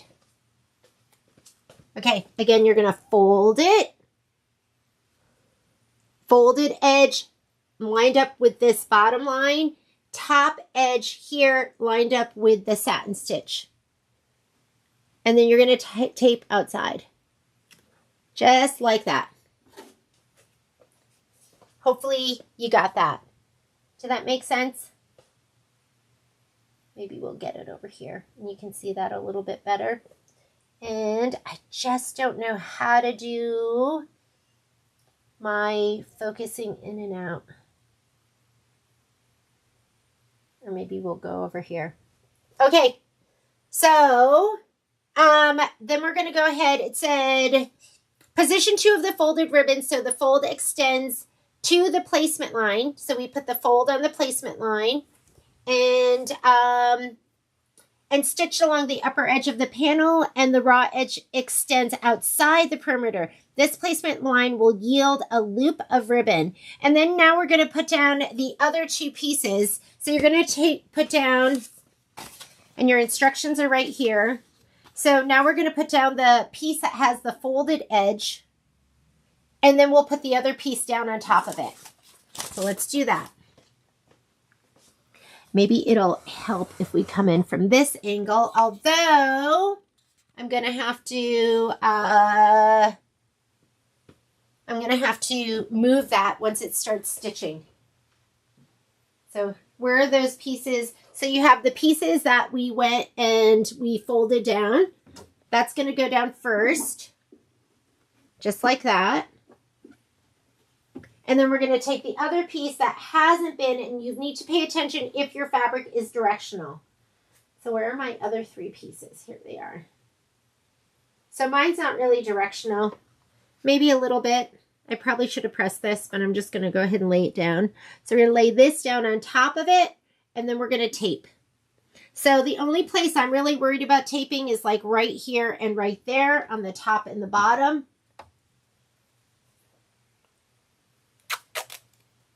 I'll put a big beefy piece of tape right here because you don't want the foot to scoop. That is the worst when you're done finishing a project and you're just doing like what I'm doing right now, the final outline step, and then the foot scoops underneath here. That's the worst. And if you want, you could tape in the corners too. Is it me or is it frozen? Oh, it might be. Did it? Oh my God. Hang on. Camera's like launching all over the place. I am going to put a piece of tape just right here in the corners. And just this corner. And then the other thing I'm going to do, you guys know I love those new, those little stilettos that I got, or the little spatulas. So I've been using those like crazy. Let me grab mine. Just so my finger doesn't get caught.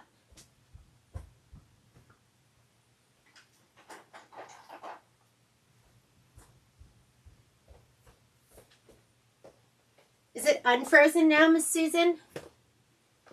Okay, and then we're going to do our final stitch out. Because you don't want anything to show in the seams, I'm going to just put in Buttercup, because Buttercup is a good match for all of the fabric. So I'm going to go ahead and put this in.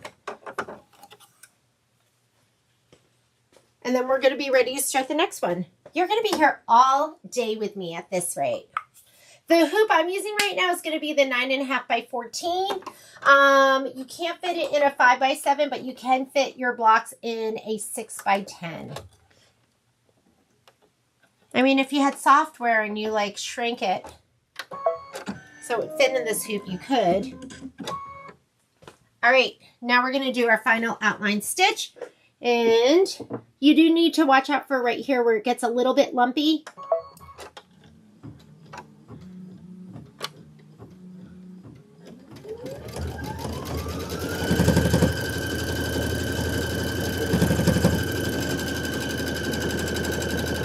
And if you feel like it's getting caught on something, just you have that start stop button. Just be ready. Oops. Sorry.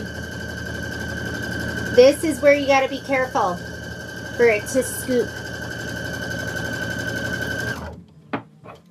And that's it. This one is done.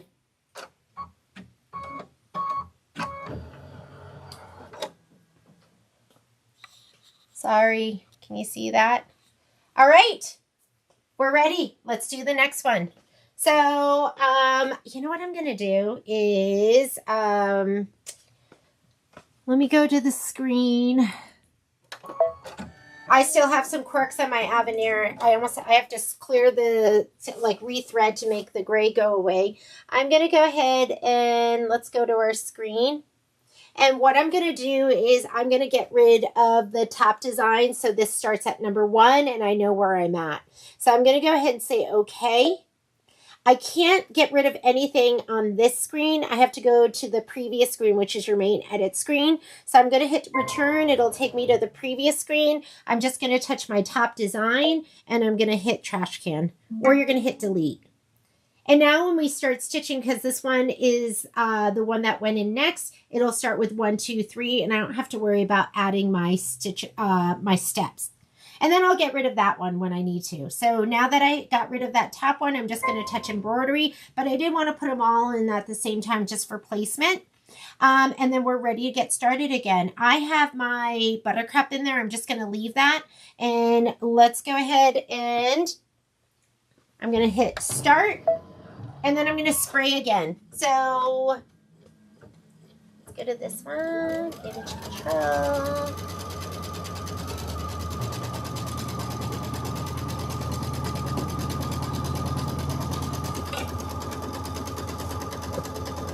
Hang on, I'm going to do a little adjusting of my camera.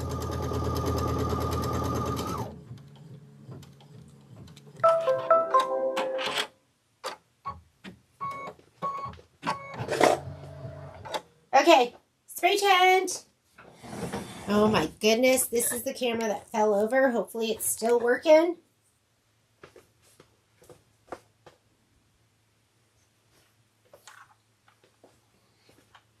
And I'm going to go ahead and grab a better angle. That's a better angle. Remember, we're going to do our piece of Thermalon. And we want it with the bumpy side up. So we're going to put it with the fuzzy side up. And then we're going to grab one of our bigger pieces. And we're going to spray the wrong side. And let's heat up our iron too. I mean, if you don't want to heat up your iron, you just want to spray it. I mean, the spray is going to hold too. I wouldn't spray in the hoop. Sorry about that. This is the spray I love, my KK100, and I always use my spray tent. I used to use a box, but the spray tent, I just love it. And I still use the box when I'm doing like long strips that don't fit in here. Am I doing this right? Yes. I needed a second. Don't get crazy with the spray.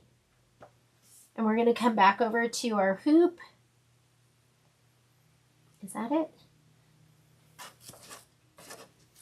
We're going to slide it off.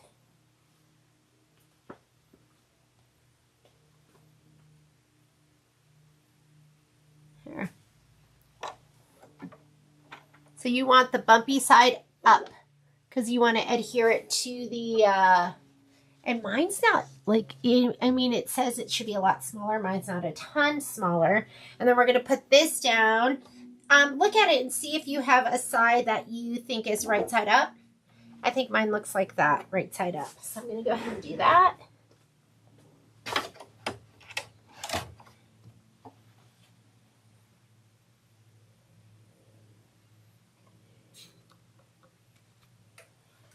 We'll put this on here. And make sure you have about 1/2 inch left and right. Just flip it back. And make sure you have about 1/4 inch top and bottom, which is really left and right. And smooth it down. And then I am going to take this over to my pressing area. Take it over here. Oh my goodness. I am making a grand mess. Okay, that was a bad idea. And my iron's heated up. I'm going to go ahead and press this.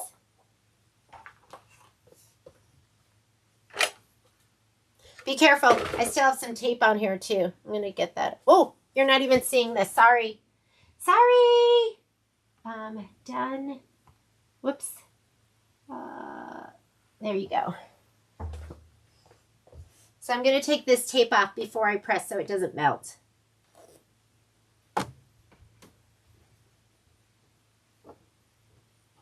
I love transfer tape because it rips so easily and it's so sticky so you can like keep using it.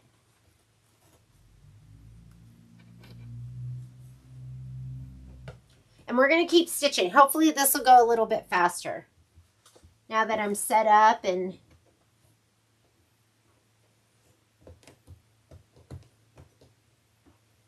okay, forget it. I'll leave the other pieces. I just want the pieces of tape that are near the edges where I'm going to be pressing. Here we go.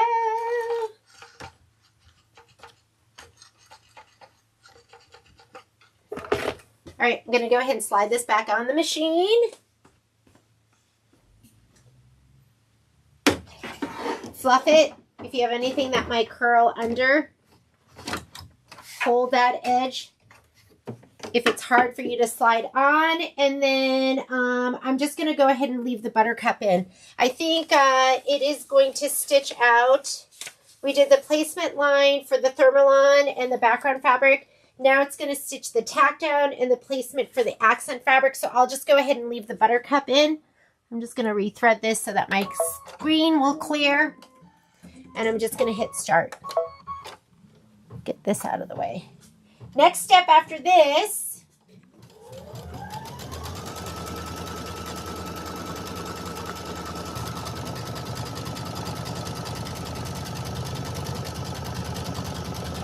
I'm going to hold this just in case it wants to come towards me too much.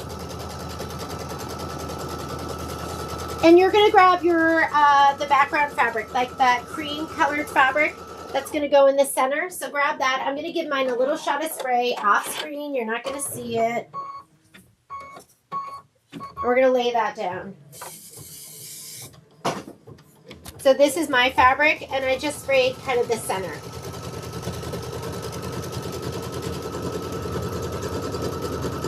Let's grab our linen thread. That's going to be the next color.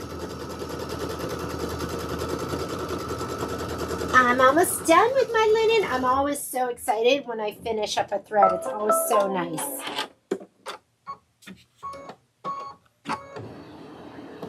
Okay, I'm shaking out my buttercup. You guys ready? because now we're on a roll. We did the first one. I mean, I've done like 3 of them. And even if I if I just did it, then it's fresh in my mind and I don't even look at the instructions. But if it's been like a week and I've done other projects, then it's like it's the first time. Like I've never done it before. Okay, I'm going to lay this down. Make sure you cover that entire placement line, left and right, and top and bottom. There we go. And you need enough fabric to do the last one. Let me look under here one more time. Plenty. Okay, I have that icky piece back there. This is the linen.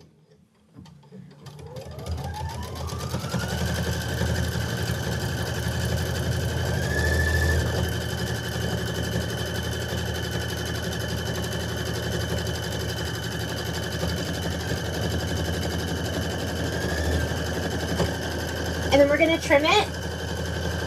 Oh, I just cut that top side, didn't I? What is the... Oh, it's actually thermal lamb. And I don't know why, but I keep calling it thermal lawn. But thermal lamb it's a Pellon product. It's a fusible fleece. But if you've ever used fusible fleece, because Janine Babich, she recommends it in almost all of her projects. And it's thicker, because I was like, what's the difference between this and fusible fleece? Should I just use fusible fleece? And we held them up, and the thermal lamb is thicker. It's hardier than the regular fusible fleece. So this stuff right here. And we carry in the store the fusible and the non-fusible. So this is the thermal lamb. It ends with a L-A-M as in Mary. But I keep calling it thermalon. It's just how I like to say it. Make it a little different. Make you wonder what we're doing. Oh my goodness. You've probably been wondering this whole time. Like, it says to use thermalan, but she keeps talking about thermalon.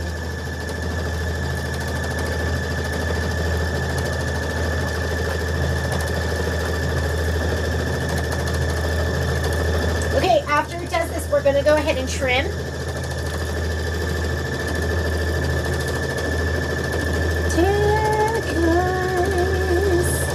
This one is the ice cream. And this is what I did with my pink one. Isn't it cute? So cute. That's the pink one.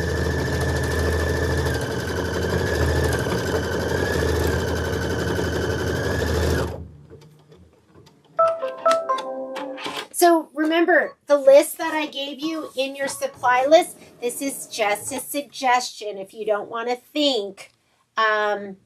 So you could use this list. So I'm going to go ahead and trim. When I did the video, I think I did the video I did scan and cut. So all these pieces I just fused. But I like cutting too. And I think that's what I'll do is I'll do one video with the scan and cut, because some people are never going to get a scan and cut, and that is totally fine. Some people are going to get a scan and cut and never use it. That is totally fine too. But maybe you might want to try using it. Because the scan and cut I have right now is my third one, and it is the first one that I've really been using. And I had somebody call the store the other day, and she was struggling cutting. And I was like, this is what I've been doing. And she called me back, and she was like, that worked perfectly. And so, you know, it's kind of exciting because I will not do anything if it's hard or, well, that's a lie, because filming and setting everything up has been so hard for me, but I keep doing it because I'm hoping it'll get easier. I want it to be worth it. How are we doing? So,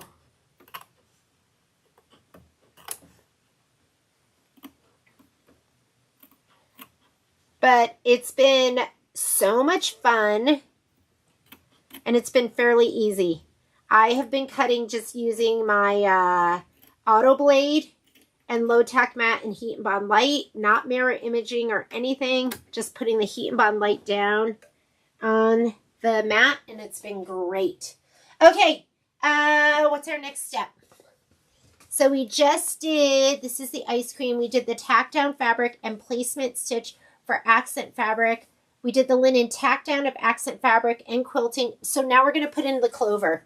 So you're going to put the light green back in. It is going to do the outline stitch. Look at your screen and make sure that that's what it's showing and that I'm not leading you astray. Never trust me. Sometimes I think I'm like hot poo poo and I'm like, yeah, this is what you do next. It's totally the wrong thing. Sometimes I think I'm on a roll and I'm not.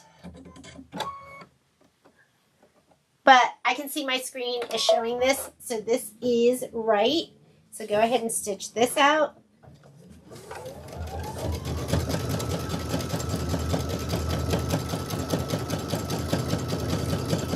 Hot poo-poo. Well, guess what? This is 5 minutes of stitching. My multi-needle just stopped. I'm going to go in there and I'm going to go program it for the next block. I will be right back.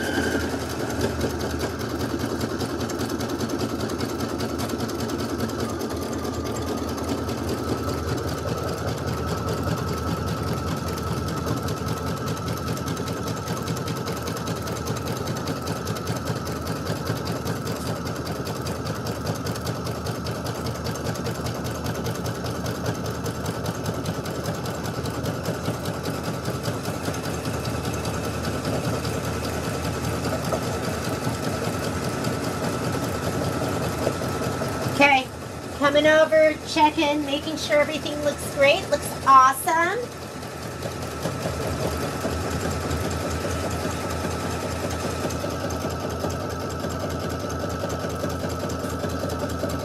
Oh, that is so funny, Rebecca, because somebody sent me a message, and I can't remember who it was, but they said that they have a, hi Poppy, that they have a Bernina, but from watching all the videos, they know how to use a Luminaire perfectly. And I thought that was so funny.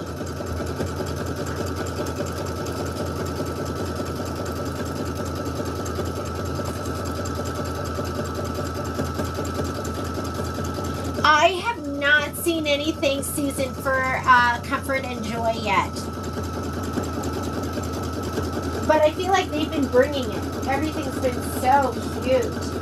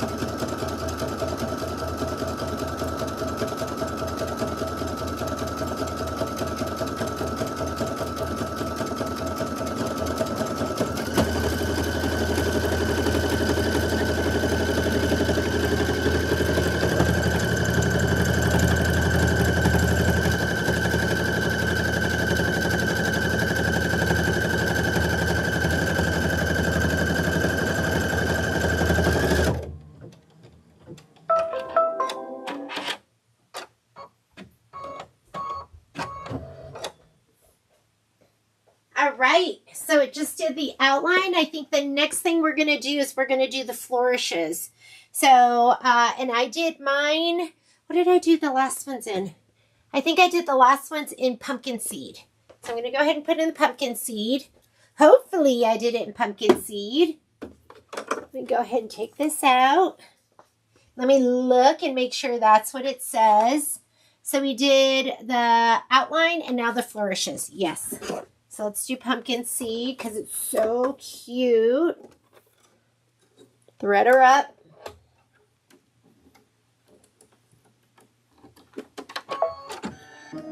Oh, and I can see them on my screen. And I'm just going to go ahead and hit start. And we'll be right back after those finish.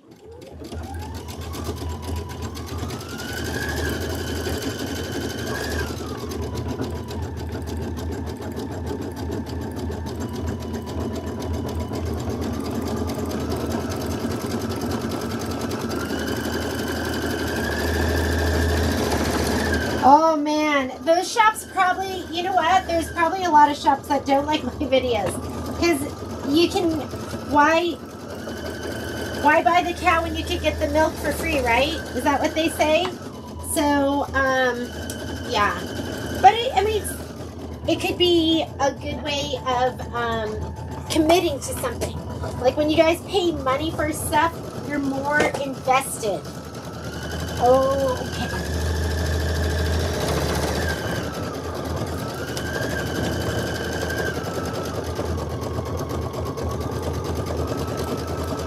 Puppy doesn't like it. I changed out because I needed the room. I changed out my ottoman. I used to have a big one that she would come and sit on, and now I switched it for a little tiny one. Her chunky butt doesn't fit up there anymore.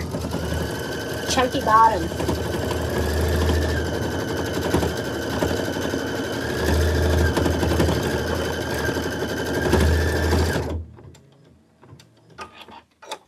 Okay, stitch out your other flourish. I just figure I'm doing the project. We might as well all do it together. Like I'm going to stitch it out, so let's all stitch it out together. Oh, we totally appreciate your support. We always appreciate it. How's that? Is it blurry? It's okay.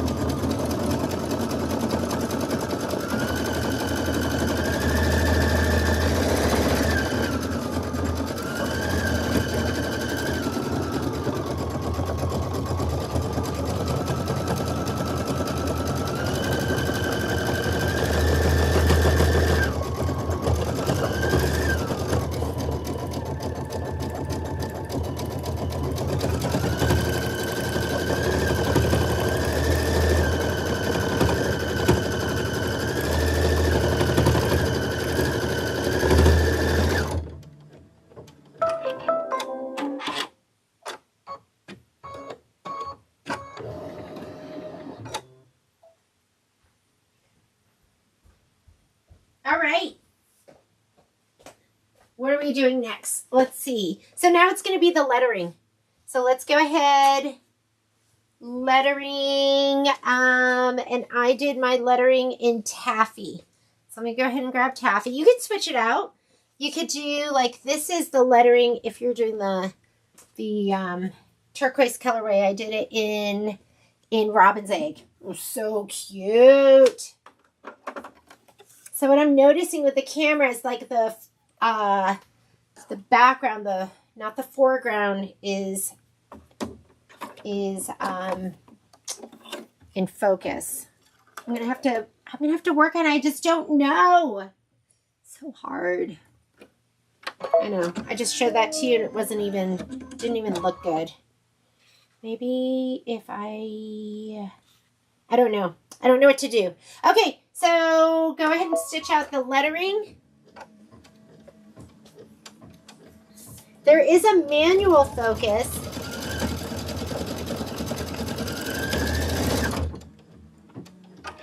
Let's see if that helps. That didn't help. Sorry. Trying to do the manual. Oh, that helped. Okay. Got it. Learning. Let's see if it gets better on your screen. Okay, it's going to get worse first, and then it should get better. There we go. Okay, I'm learning. All right.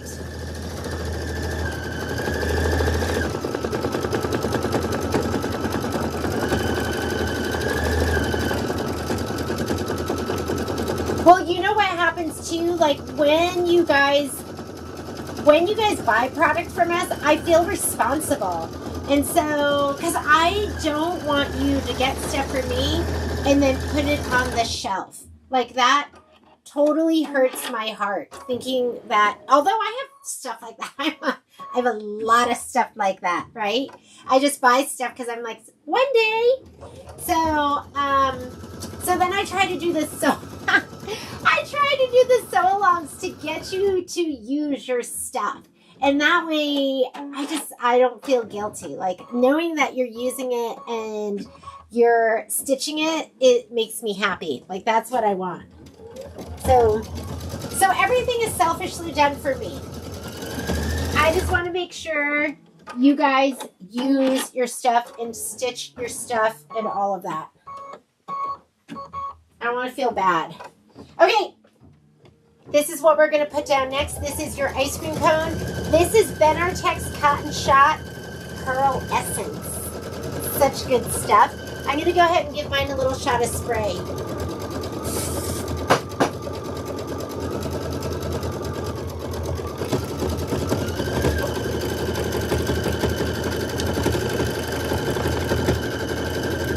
I figured that if I've done the sew-along and showed you how to do it, and then you didn't do it, then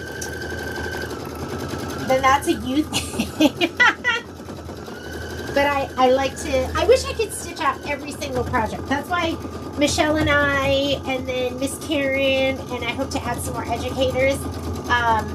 That's why we do the sew-alongs, to get you to use what you get from us. Next thing we're going to do after we do the flourishes and the lettering is we're going to do the cone. So we're going to lay down the ice cream cone. I got to get my other color list. Ice cream. We're going to lay down the ice cream cone, and then we're going to do the stitching on it. So there you go. Lay down your ice cream cone. Let's change out our thread, and we are going to put in our sand castle. Again, it was like the perfect color. It looked just like a waffle cone. Last night we went to the store, and then I was like, Patrick, take me to McDonald's. Because you guys know I like McDonald's, right? Even though and he won't take me. But I was like, take me to McDonald's. I want some junk food. And Patrick was like, I want ice cream. So, and then we didn't get anything. We just came home. We just talked about it. And then I said to him, when I go get Kai, I'm going to go to McDonald's. There's a McDonald's. Well, there's McDonald's everywhere, right? But I'm going to drive halfway, and then I'm going to get McDonald's in Elko. And then I told him I'm going to get it on the way home, too. That's like one of my worst guilty pleasures. And Patrick doesn't like it, and Violet doesn't like it. They say it makes them feel sick, but like it makes my body feel invigorated. Like that's the fuel that I need for my machine.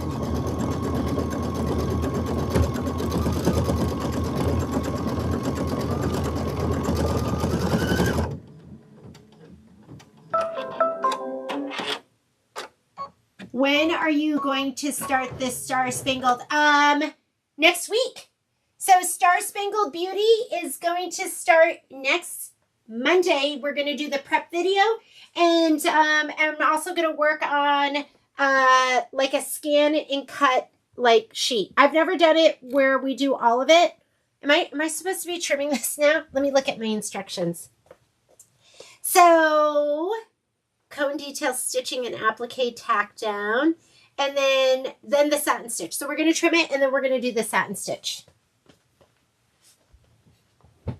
Patrick and Violet, their bodies are temples. And then my body is like I'm a swamp creature. And that's why I like McDonald's so much.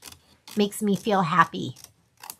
Until I think of the fact that I had cancer and maybe that's because I eat McDonald's.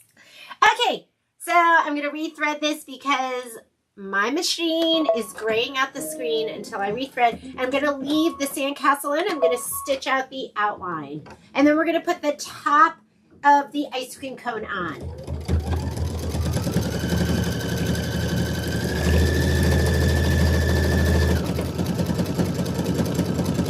Renata, how are the chickens? You have the chickens, right?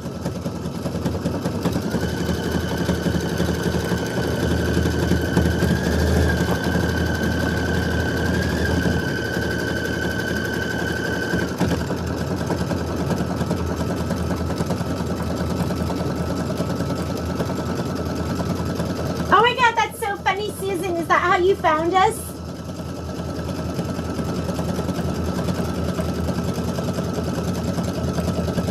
Shabby fabrics is one of my guilty pleasures.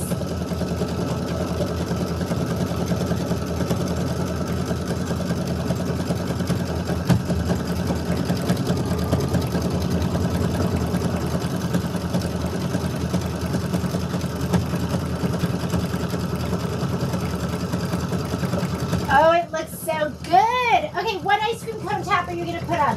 You can put any ice cream cone top you want. I have, I think I'm going to do this one. So in my video, which you didn't see, I was filming and I was like, oh, and then you're going to use this fabric. And I literally threw it down and then I walked away. And then I got stitched down and sucked into like the middle of that and my machine made horrible noises.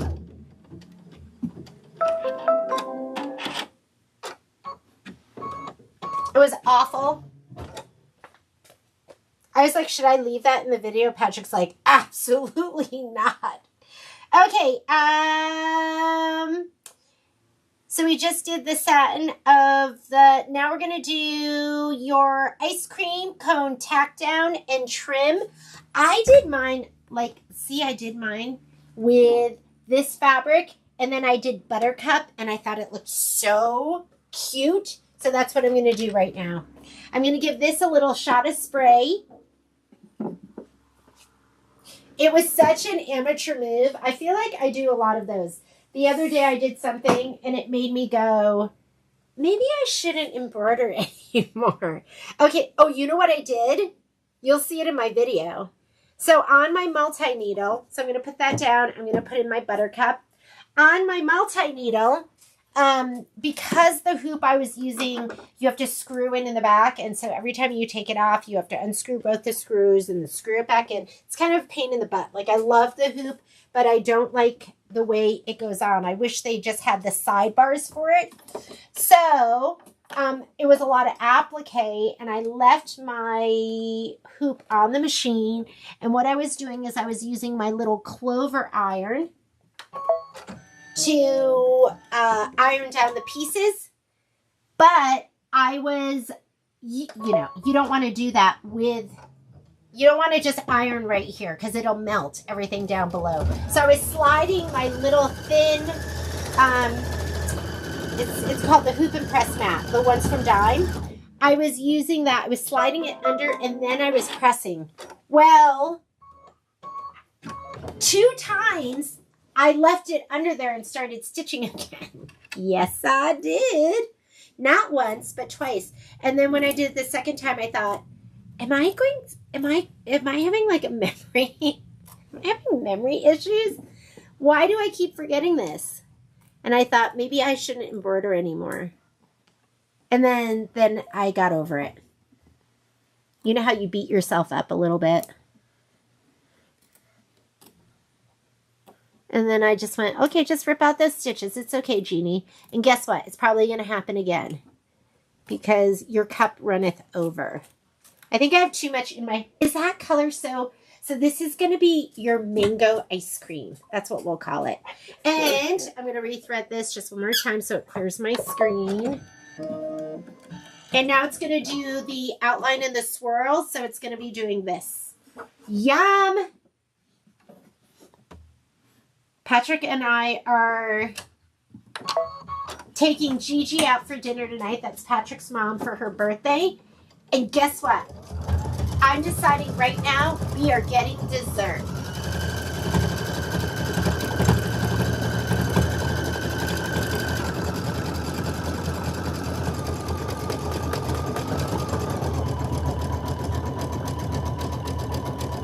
Oh, I think I did that when when the family went to, we were in Park City. I remember that. I think that was before I had like fancy bags and stuff. We were in Park City and the family went out and I stayed in and did the prep video and it was so much fun. Just like getting all organized. That was a lot. That's my cafetiere is still not done. I don't even know where I'm at with it. I should pull that one out. It might be, I might retire and then finish all those projects. It won't be for a while.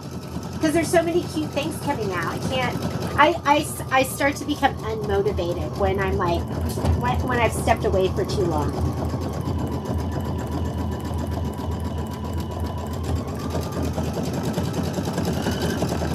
Are you going to get a fat quarter bundle of Kimberbell? Yes. So that is on the list for Graydon to do. So she'll be in on Wednesday. And then we'll put pre-order up for all of the pre-cuts. But those still, they're not going to be out until, you know, I think November. Maybe the fabric will come out earlier. I'll put the release date on. But we will do pre-cuts, and we'll do the pre-cuts at, I don't know, because I don't know what's going on with our tariffs. So, I know that, I think Moda sent me something, and all our prices of all our fabric is going up May 1st. And so we usually do our fabric at 20% off. And so I think what we're going to do is our discount will go to 10% off. So on the fabric, it'll probably be at a 10% discount instead of the normal 20%. Because our new tariffs, I think our tariffs with Moda, or our price increase is going to be between 7 to 10%. Eat dessert first, Joanne. But Natalie, just look for it. We'll go ahead and we'll put that up.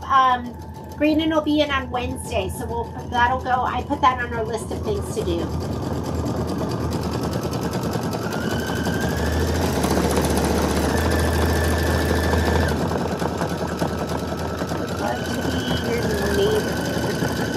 Yeah, and Natalie, if you want, you can just put on there, we put something that says like hold your order, and then we can ship it all out together.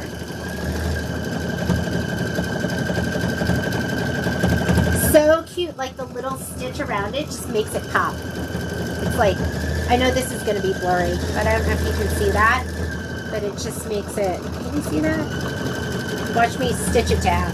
That's what I would do, stitch it down. Oh, let's look at the directions. So next thing it's going to do after it does this,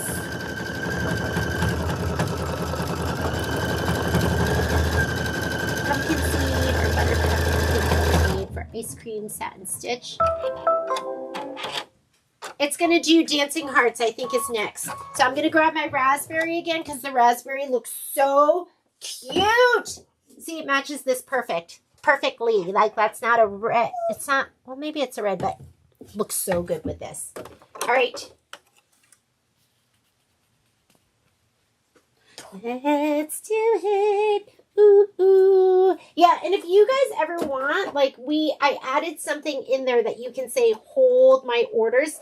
And And then we'll just hold it until everything comes in, then we'll send it all together. Like, I'm always trying to save you guys shipping. Here's the hearts. Raspberry hearts. Okay, this is going to take 3 minutes, so I'm going to get my 10 needle running. I think I just finished refilling.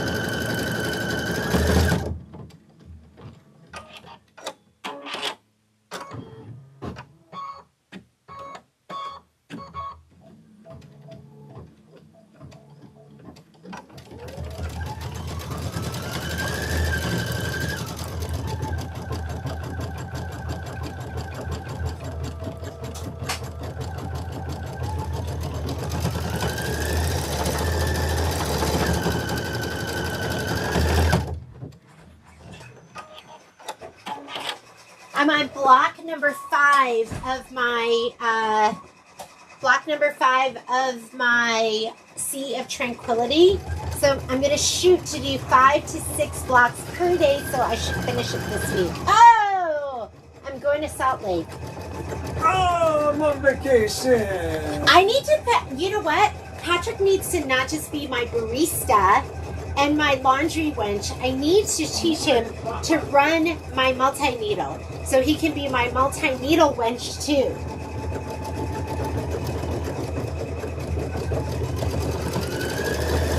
So cute! Who's feeling like ice cream? When I was growing up, my parents never bought us ice cream, but my dad really liked sherbet, so he would buy, they would buy orange sherbet, and that was such a treat. And then, I mean, the best was when I went to a friend's house, and they took us out for ice cream, and we went in Connecticut, we had Friendlies. I don't know if that's just like a Connecticut thing or a New England thing, but Friendlies was the best, and we would go walk up to the counter, and then if I ever got like a little money, I would walk downtown and go to Dairy Queen. And Dairy Queen, it wasn't like you couldn't even go inside. It just had like a walk-up window. And I would get, if I had a lot of money, I would get a parfait. Like that was, and if I didn't have much money, then I would get soft serve, and you'd get the one that had the vanilla and the chocolate together. That was the best.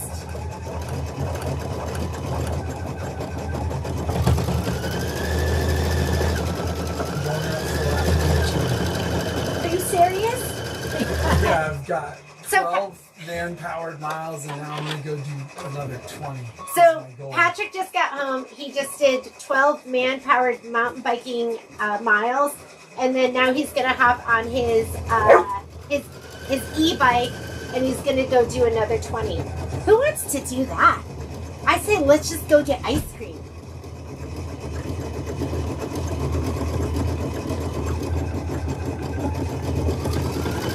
So they still have Friendlies? So where is Friendlies? Is it like, I grew up in Willamette, Connecticut, so we had a Friendlies there, and we used to go like after, like, I did all the school plays. I was never very good, so I was just like, I was always an extra. But I always showed up for the ice cream at Friendlies because we would go there after the show. Okay, we're going to do our tabby tabs just like we did them before. Let me make sure you guys have a good view. And I have enough juice. I think we need, let me aim it down a little bit. Oh my God, Friendlies was the best. Sage waitress at Friendlies, so we would go see her too. How's that? Is that view okay? I don't know. Let's see if I can get in a better view like this. Okay, I think that's better. But I'm going to see if I can focus it. How's that? There we go. I'm learning. Okay, grab 2 of your tabby tabs, and you need your tape. And then you need the back and the front.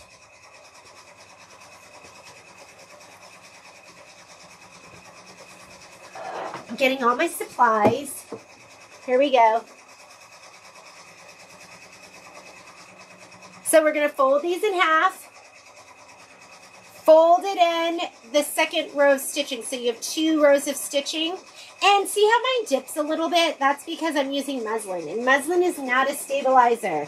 But I, once again, didn't have a roll of cutaway. So sometimes you just make do, right? Not a big deal.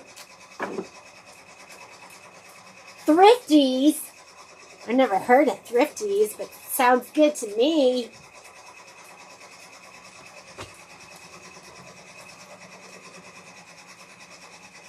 And you are going to tape outside. So I'm going to do this. Remember, fold gets lined up with the bottom line. Side here gets lined up with this this edge, the satin stitch edge. I want to be like Patrick. He and I went on a hike yesterday. And like, these are the things that worry me after you've been sick. Because you always worry about it coming back.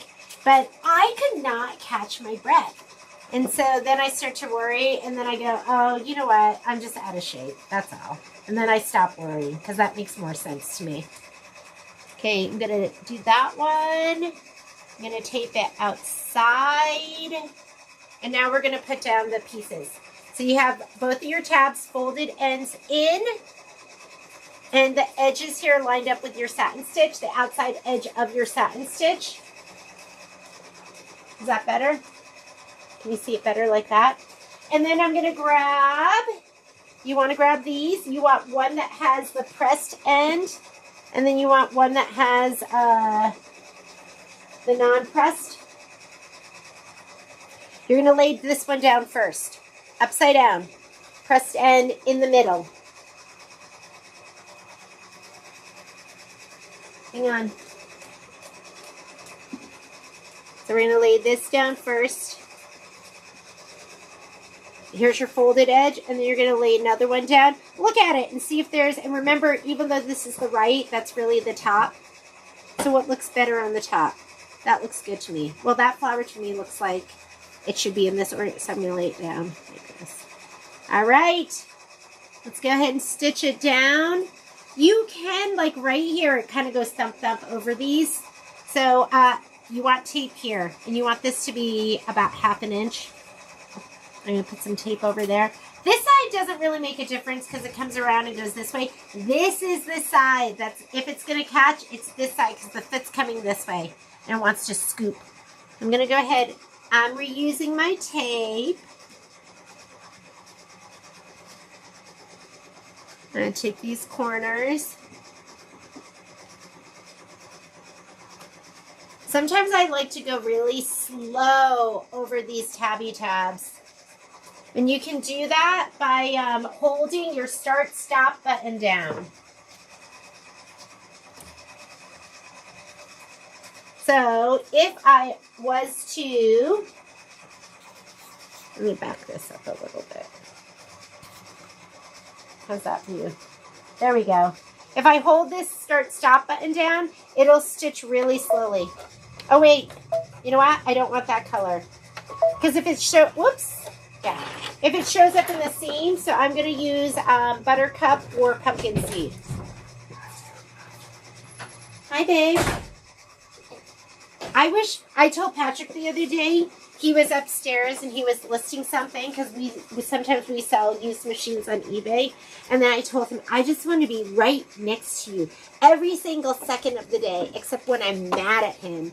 And I was mad at him yesterday. We got in an argument about whether or not... You should have seen the text from my mom this morning. Okay, I wasn't listening. She could have just sent that. We got in a fight about whether or not his mom asked me to send the menu of the place that we're going to... I was like, she didn't. I go, not me. Because I'm going to let it go to right here and then I'm going to stop it. Because it just takes too long. So let's come around. I'm going to stop it right here. And then I'm going to hold it down so it goes slow over this. Oh, look at that. My thread didn't catch. See right here? My stitch didn't catch. Anyways, we were shouting at each other in the car.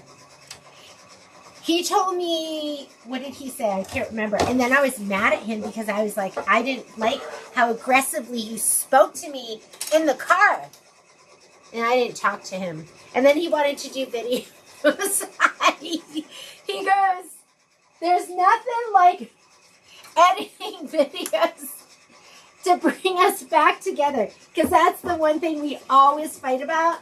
And it's all about, and it's stupid because a lot of times we're saying the same thing, but it's how we communicate and how we say it.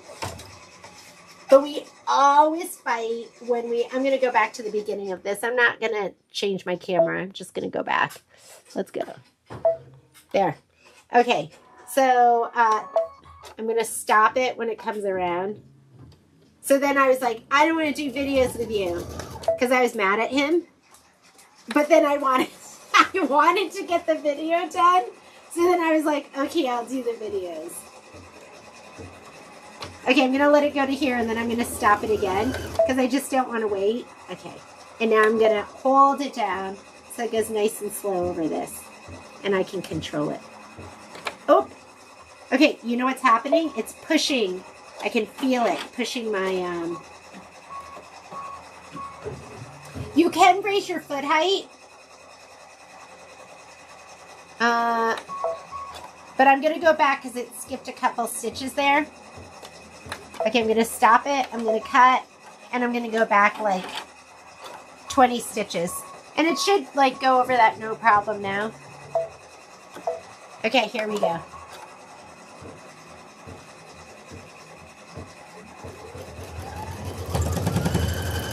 Yeah, I didn't want to talk to him last night because I was so angry.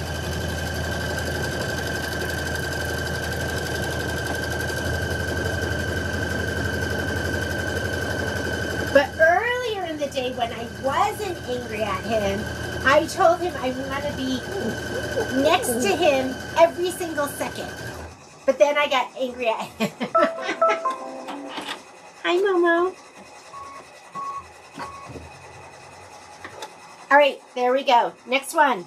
Let's go to the next one. I'm going to do the same thing I did before, which means I'm going to get rid of this design. So let me get to a screen because I don't want to have to add up my numbers.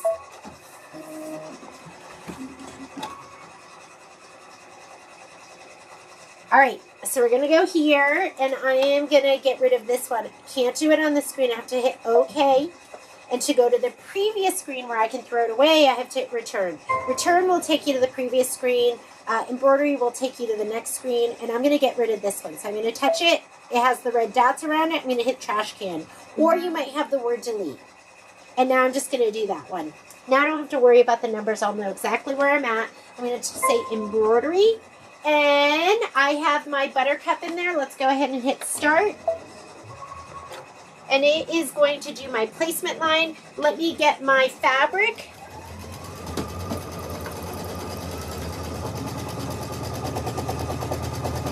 But I probably should get rid of that piece of tape too.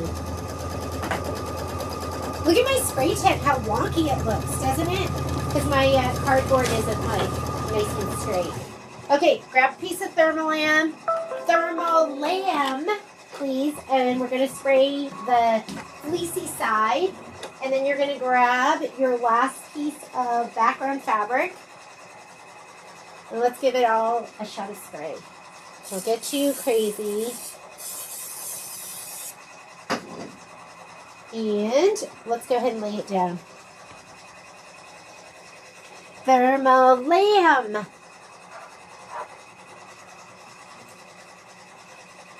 And then Patrick's going to be like, you should have heard my mom's message. But, oh, so what we were arguing over was whether or not she asked me to send the menu. And even if she asked me to send the menu, I didn't respond, so I did not hear it. Oh, let's go ahead and heat up our iron. And then we argued about it because we had gone out to dinner with her for our anniversary. And I had sent her the menu for that because I remembered her asking. So the whole point is Patrick's wrong and I'm right.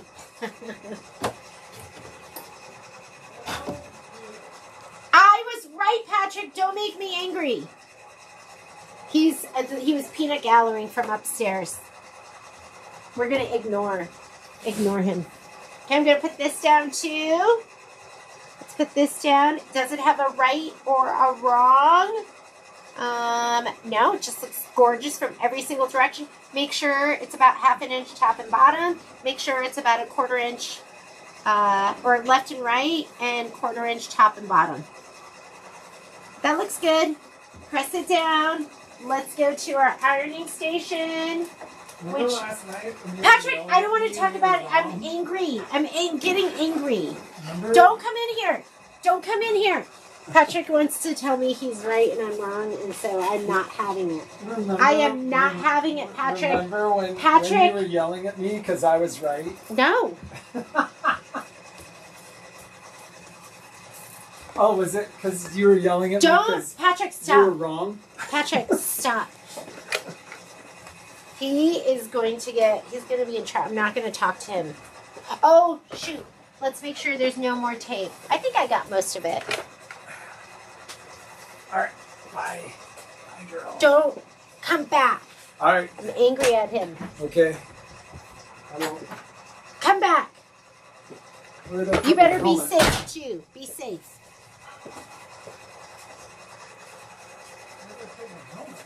Okay. Coming back. Here we go. Slide it on. Last one.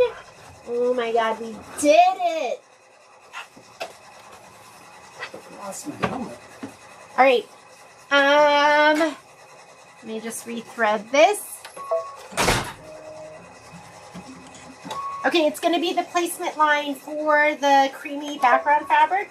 So go ahead and let it stitch. Grab your background fabric. Here is my last piece right here. And I'm going to give this a little shot of spray. Make sure you're spraying on the right side. This is Cotton Shot. And I love it because it just has a little bit of something special on it.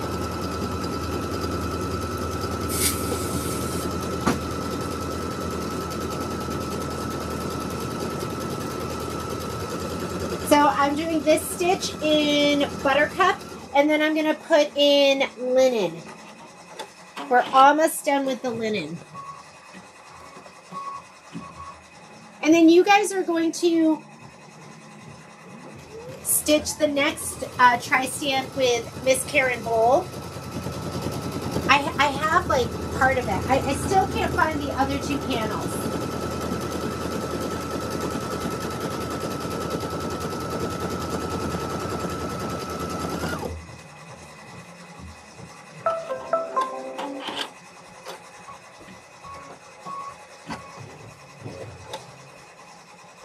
Okay, hang in. Let me go ahead and put linen in. Do I need to work on my manual? I got this other camera and it was so expensive, and I got it because it was supposed to autofocus.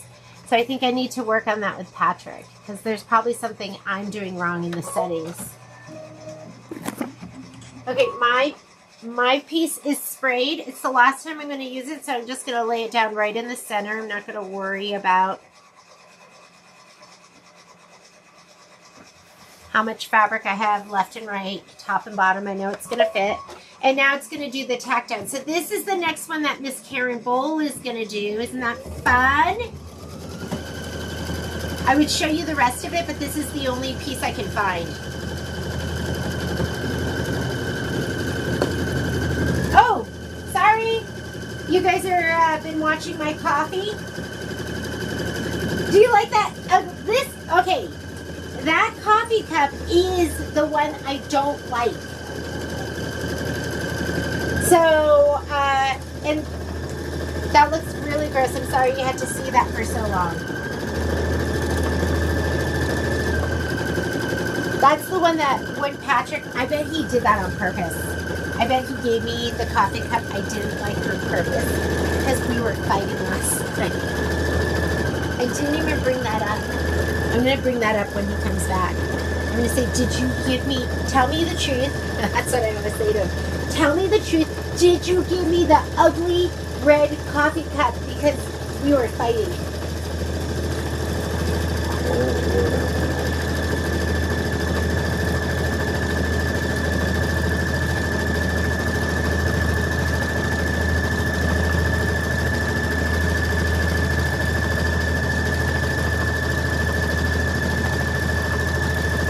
Mommy's not playing with you right now, Momo.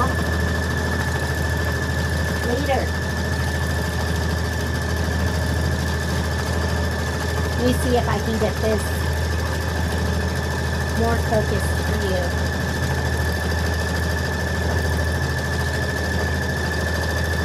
I think it looks okay.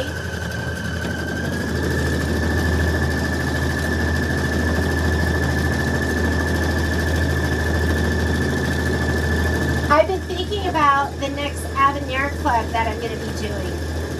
Maybe I should do Aveneer and Luminaire.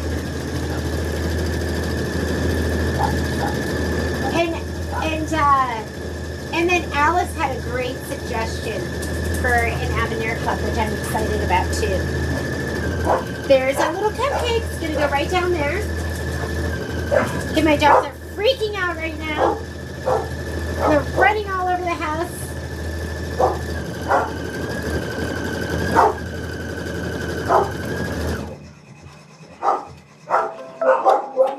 Sorry. I'm going to shut the door in just a minute. Okay, we're going to go ahead and trim this all out. So go ahead and trim or fuse if you pre-cut your stuff on your Scan and Cut. What I noticed too is what I did mine the first time. The thing I've been forgetting is to add an extra click to make it just a little bit bigger. So I found that when you do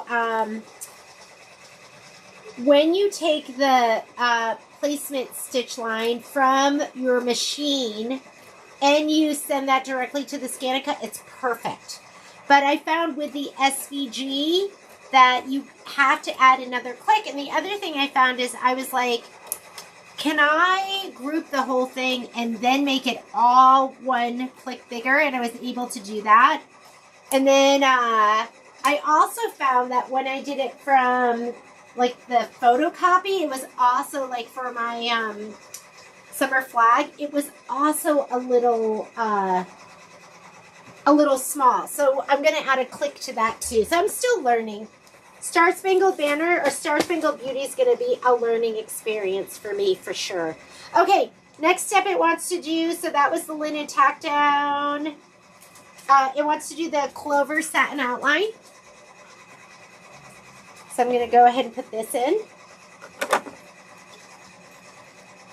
Hawaii has the best coffee ice cream. Oh, I bet that's good stuff. Lately, my favorite ice cream, it was always strawberry, but now I love strawberry and pistachio. I'd like to remind you, sew-alongs are free. You get what you pay for, which sometimes involves barking dogs. Okay, go ahead and stitch out the outline. And next thing we're going to put down after this, after the outline, we'll do the flourishes, the lettering, and then we're going to do the cupcake wrapper and the top of the cupcake. I'm going to be using, where are my fabrics for that? For the top of my cupcake,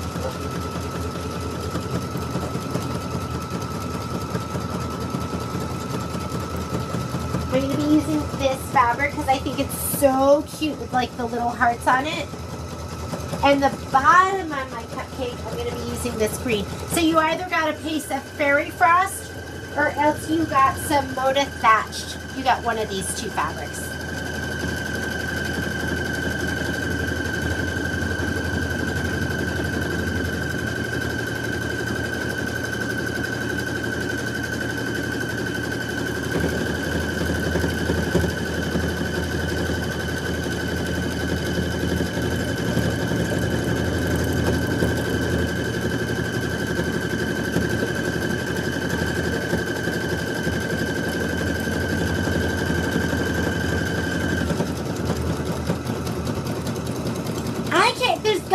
some good coffee ice cream, Karen.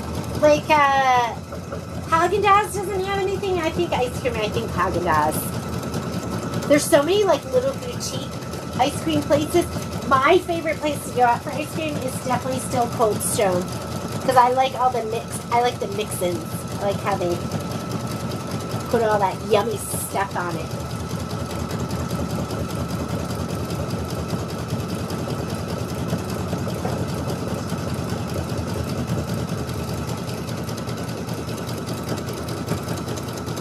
Cindy, is it?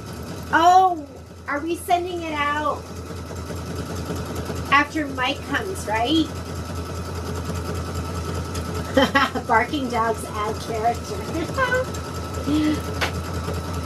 Oh my God, Momo.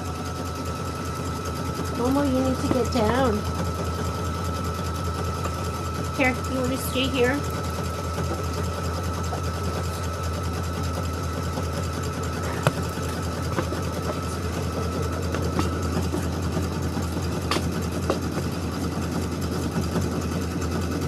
My dogs, like all dogs, right? They just want to be loved.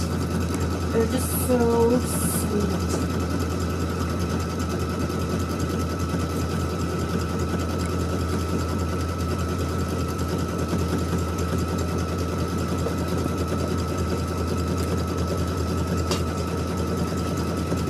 Poppy is like so cuddly. She just, and so I want you to know, we've been sleeping better. I was laughing about it with Patrick last night because I was like, she was getting up at like 3 in the morning and we were taking her out. And the past week and a half, we've been just yelling at her like, Poppy, get in your crate. And she just goes and gets in her crate. And I'm like, why weren't we doing that? Why weren't we just telling her to get in her crate? I don't know. I think we thought she had to go. She couldn't hold it.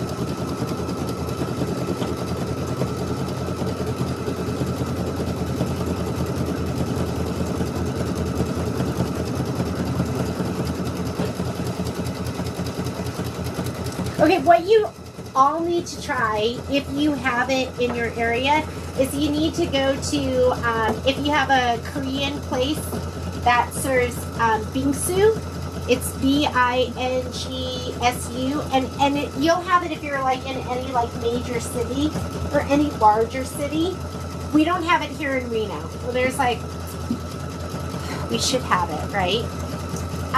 But it is shaved ice, and then you can get all different pet bingsu. So you can get it with red bean, you can get it with strawberry, you can get it with taro, you can get it with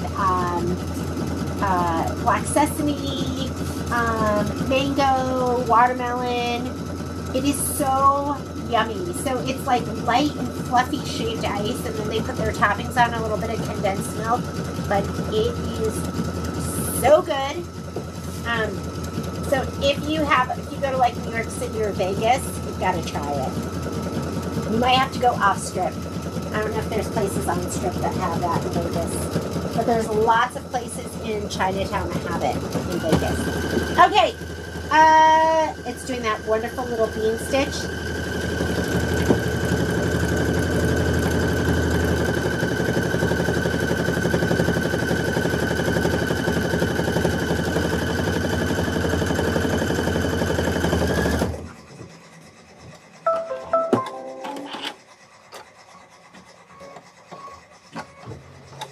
Flourish is next. I'm going to take out my clover and I'm going to put in my pumpkin seed.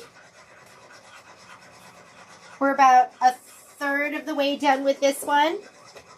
I should get my other stuff ready. If you have Steam-A-Seam Light, that's how we're going to seal it.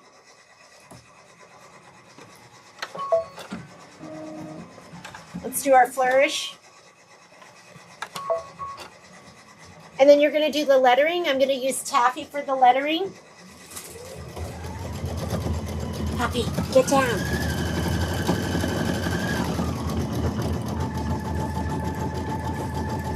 I'm so embarrassed that you had to see my dirty coffee mug.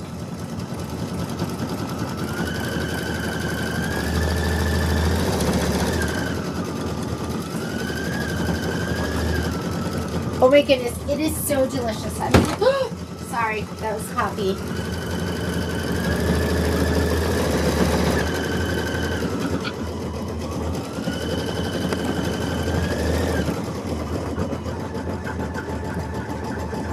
Poppy, no. Okay, here, come on, I'll hold you. Come on, I'll hold you.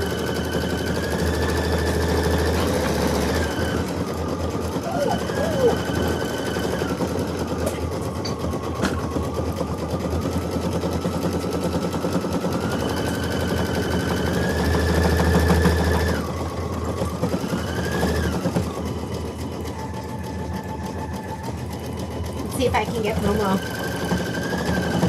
Do you see him? He's like right there. There he is.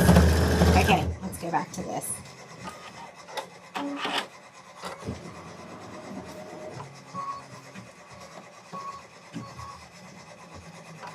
They were so awful yesterday.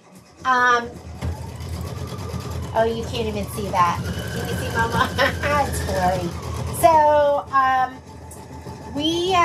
this camera should autofocus. I got this camera because it should autofocus, but I guess I don't know how to make it do that.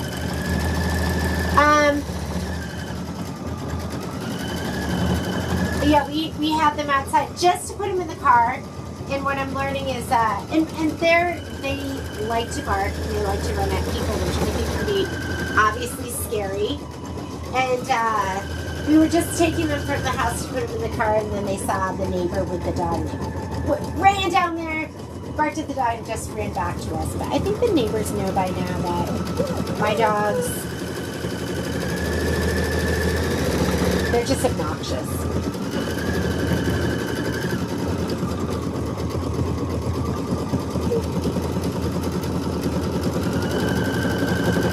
So my dogs don't drink coffee. They don't like it. That's the one thing they don't like. They don't like coffee and they don't like bubbly water.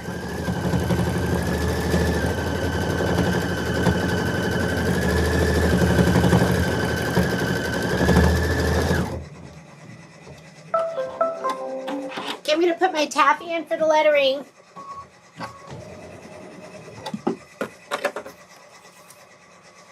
Hey, Momo, go lay down. Huh?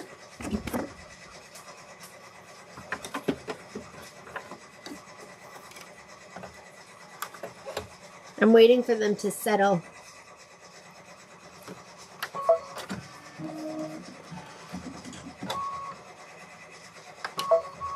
Okay, short and sweet, and it's going to do the bottom of the cupcake tin.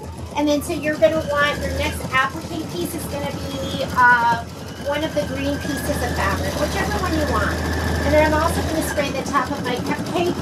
So I'm going to spray both of these, so these are ready to go.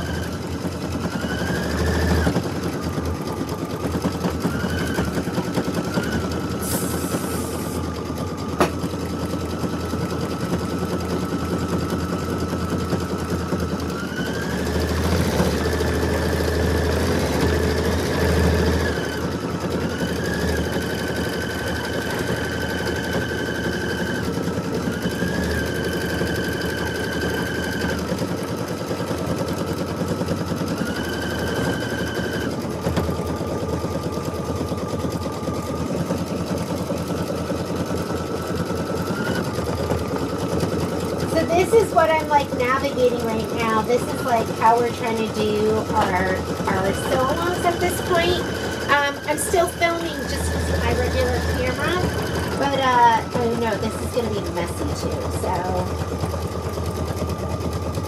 So we get a camera on the machine, and then another camera on the screen, another camera over there on the ironing area, and then I have the camera in my hand. So it's a lot, right? It's a lot. And then this is the little ottoman that Poppy tries to sit on. I used to use the big one. So just working on it. Working on trying to get it so we have the best filming for you guys. It's still a work in progress though.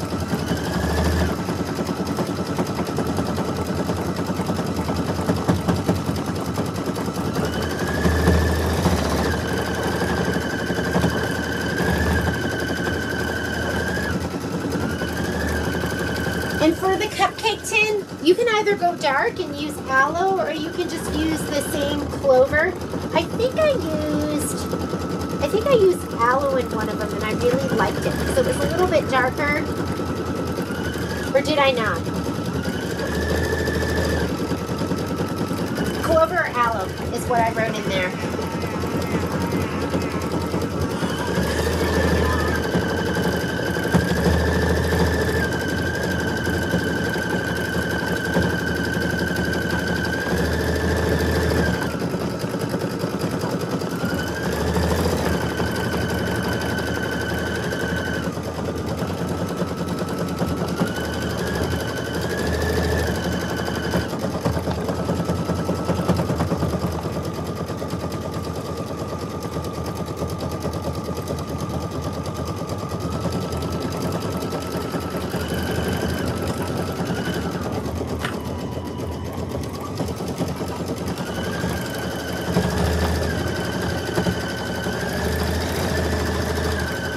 Yeah, I have a fireplace in here.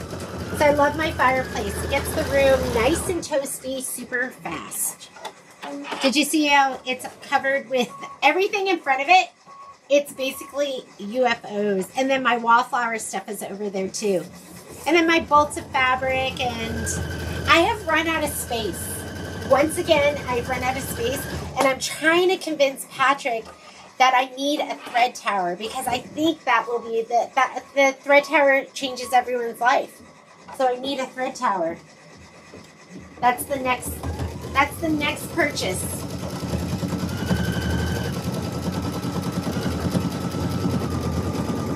Rhonda, I wanted to be perfect for you guys.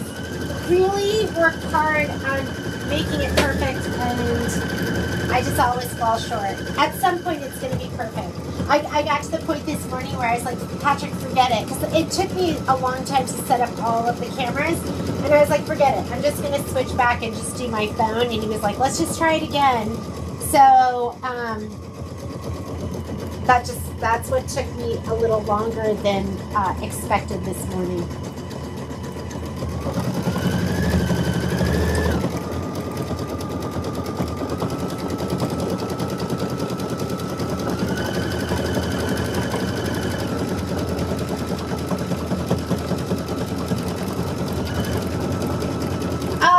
Marlene, I know. So I have these organizers over on the side, and they're just like little plastic organizers that have all my thread, and I'm like, I can put it right over there. Fit. I can move my sofa up a little bit, and Mother's Day is coming up. I think it's time. I think I just need to get it. I'm just going to call Pat and make the decision. Because who knows what the price is going to be like in a month or 2 months or 3 months. I know it's homegrown stuff, but I don't know where the wood comes from. I don't know any of that.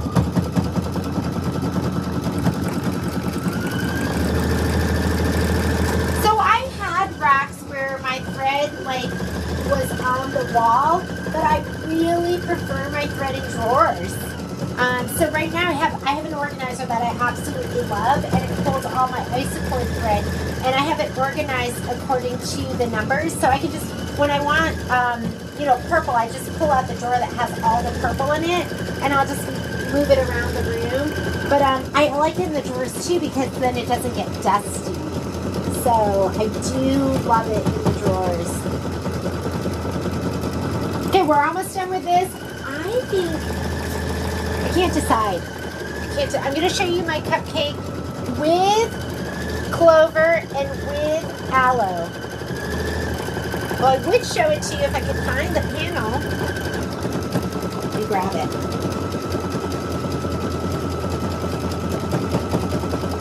And then you guys can help me decide. So this one is with the darker one. You know what? I'm going to go clover. So I'm going to go clover. It's a little shimmery. Whoop, sorry, the camera.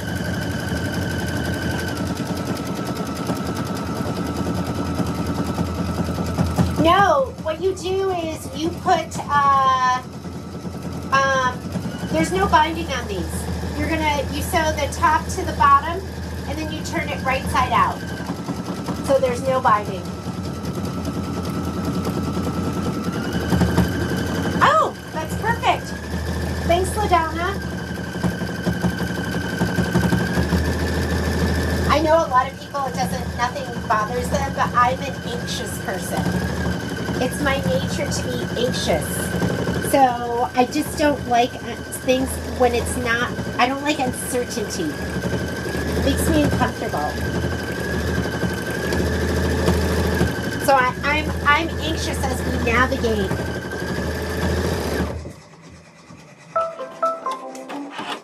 Uncharted territory. All right. I'm going to go ahead and lay down my cupcake fabric. It's just going to be this green. Oh my goodness. Can you hear the hum of my multi-needle? It's just in there stitching away. Oh, I just realized did I oil this morning? I did do a little maintenance because I had to do my needle bars and change out my needles. All right, I'm going to go ahead and hit start. It's going to do the detail and the outline, and then we'll go ahead and trim.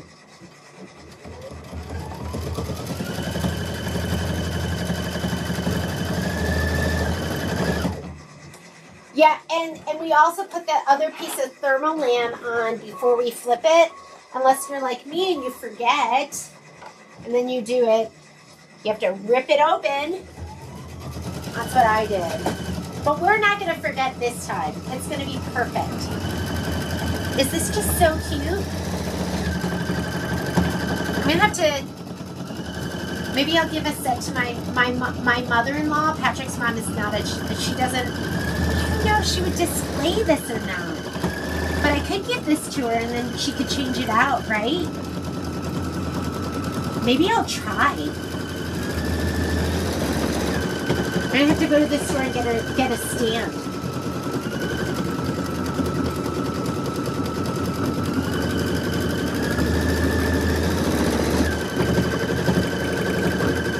Ooh, it's so cute.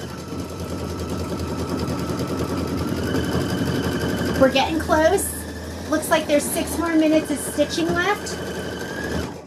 Why don't you find your little tabby tabs that we're going to use at the top?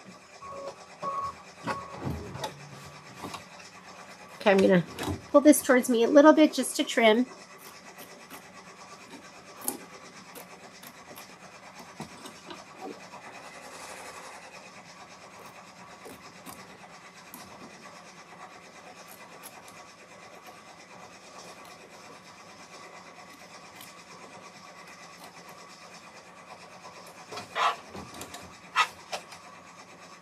Okay, and now it wants to, I can't see what's on my screen, and I've long ago lost my instructions. So it wants to do the satin stitch. So I'm just going to go ahead and leave the clover in and let it stitch that out.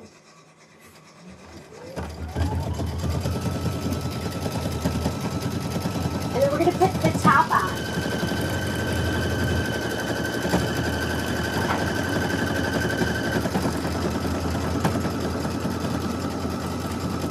Maybe I'll stay in Salt Lake one more day and then I can be not distracted. Oh, guess what I'm going to do when I go? I'm going to go to this Sundance outlet. If you're ever in Salt Lake City, they have the best Sundance catalog outlet. And if they're doing like sales online, they do the sales at the store, and it's such great deals. So I was thinking I would just hang out with the kids, and I was like, wait a minute, I'm going to go shopping. The last time I went, I don't know what happened. I don't know if they had a flood or what happened, but I went to the Sundance outlet, and the sign said an additional 40% off everything. But then it said due to unforeseen circumstances, they were closed. And I just sat there with my hands and my face pressed up against the glass. Just so sad. I just felt so taunted. Look at this great sale, but you can't have it. And then I did try to go back one more time, and they still weren't doing it. So I'm going to do this, and I'll do it with the taffy. It was so sad. Because it'll be the outlet, it'll be outlet prices and then another 40% off. So it was like,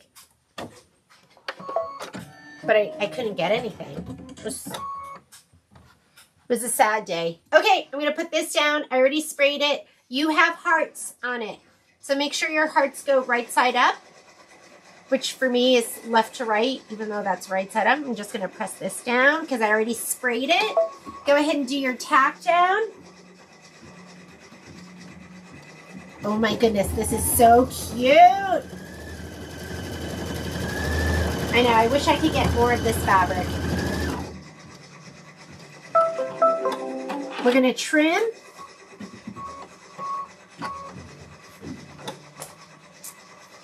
And then we're going to do the satin swirly outline stitch. Okay?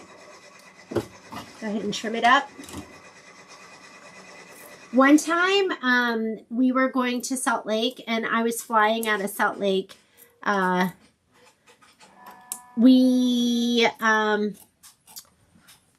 were going to Salt Lake to see the kids, and then I got a call that my mom was sick. And so I bought an airline ticket from Salt Lake City to fly back to Connecticut. But I wasn't flying out until the next day, so I was like, well, can we go to the outlet? And so we were running late, and I was like, Patrick, you need to get me to the outlet. And so we were speeding, and we got pulled over by a policeman. And then Patrick explained to them that we were trying to get to the Sundance outlet before they closed, and he let us go. So I got to I think we had 45 minutes at the outlet. And then the next morning I flew out and flew to Connecticut to go see my mom.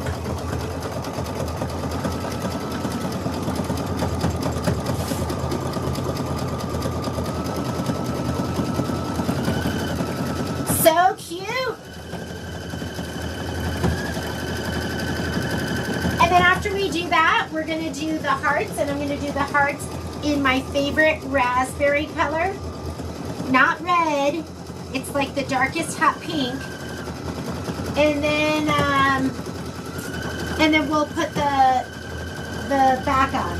So while it's doing this, find your 2 pieces of fabric. You're going to need your full 5x5, and you're going to need your 5x5 that is pressed 1/4 inch. And find your tabby tabs.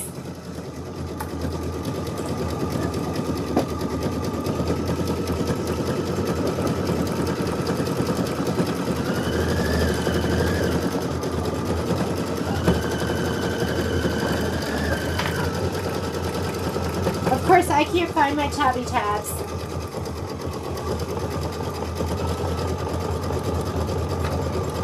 Oh, here they are. Nope. These are the ones that aren't cut. I'm just going to cut 2 more. And I'll find the other ones later.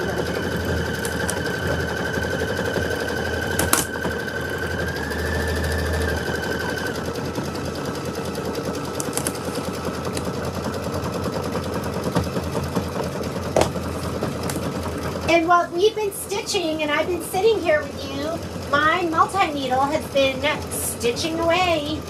The best part about the multi-needle is when you have a project that you don't have to babysit. You've got 10 needles, 10 colors that you can put up there. So there's my tabby tabs.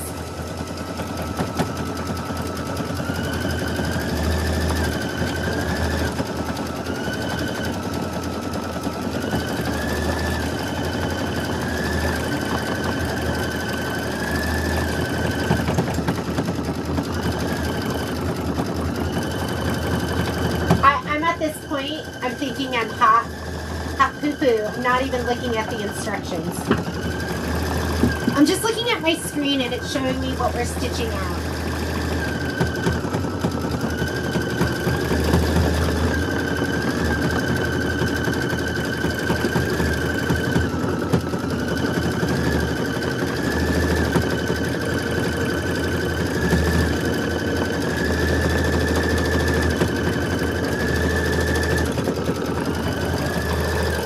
I think the table runner is going to be so much fun because you guys haven't done something. Well, I know some of you have done her stuff, but if you've never done one of her table runners or her wall hangings, those are really fun to do. And they're a little bit different, like the way she has you put them together. So we'll try and do some of that stuff too, like a large wall hanging, a small wall hanging, a table runner. Okay, we're going to put these down next.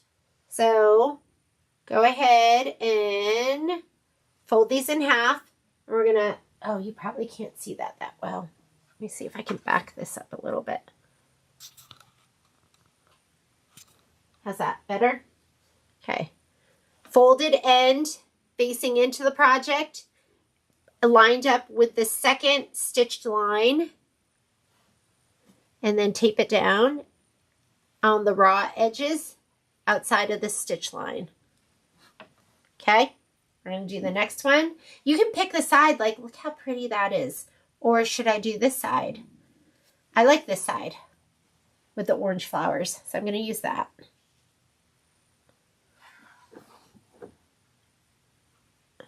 And we're going to tape this down. What's this long string? Get that out of the way.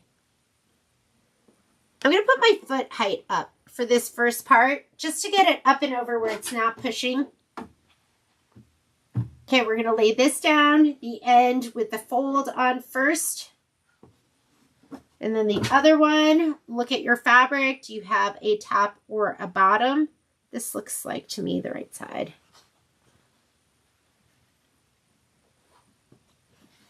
Okay, and then as far as where you want to tape here,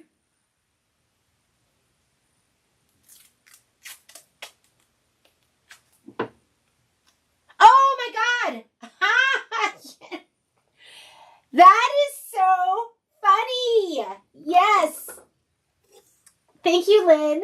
Did you hear me say I'm feeling like hot poo poo? And then I did that.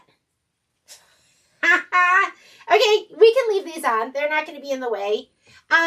You know what? I didn't see that on my screen because the Aveneer put up a thing that said applique position, finished stitching. Please thread the machine with the next color. And it just put it on for this one step. And so it wasn't showing me my stitch out.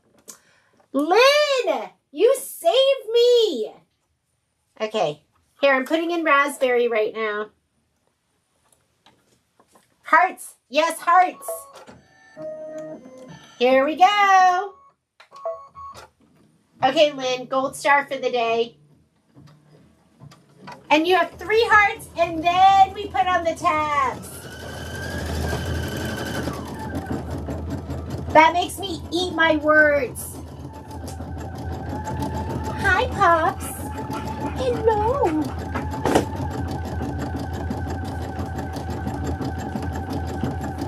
Yes, hearts.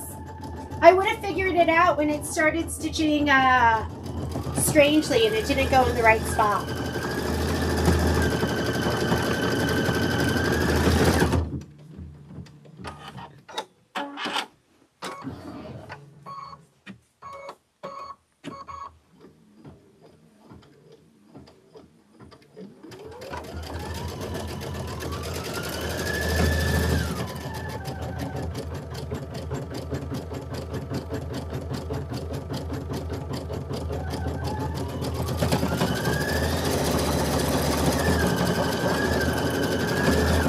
Oh my goodness, it is so cute.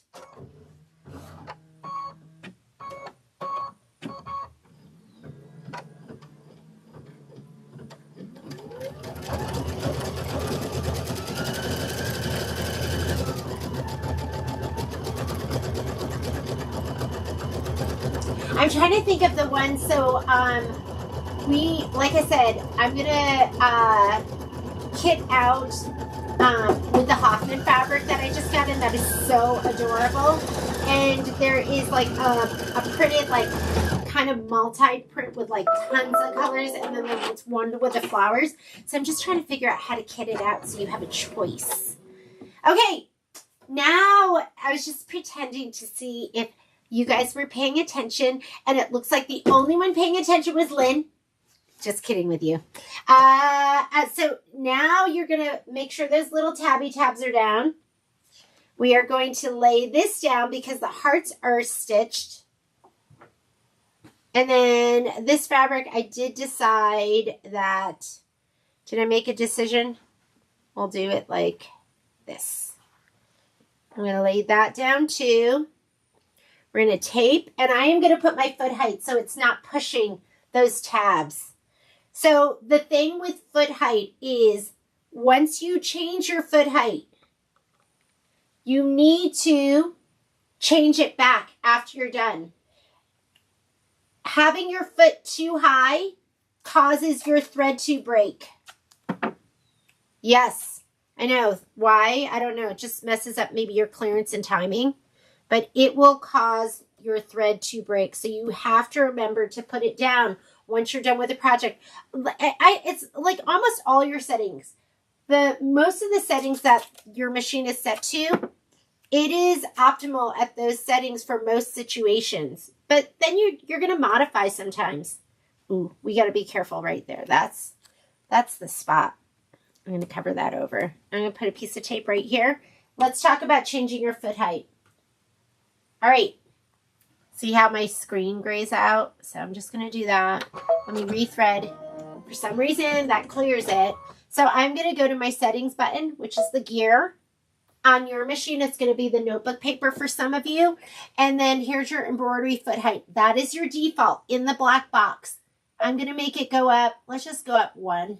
So 0 point. Now it's not default because it's not in the black box. Once we're done, we're going to set it back to the default.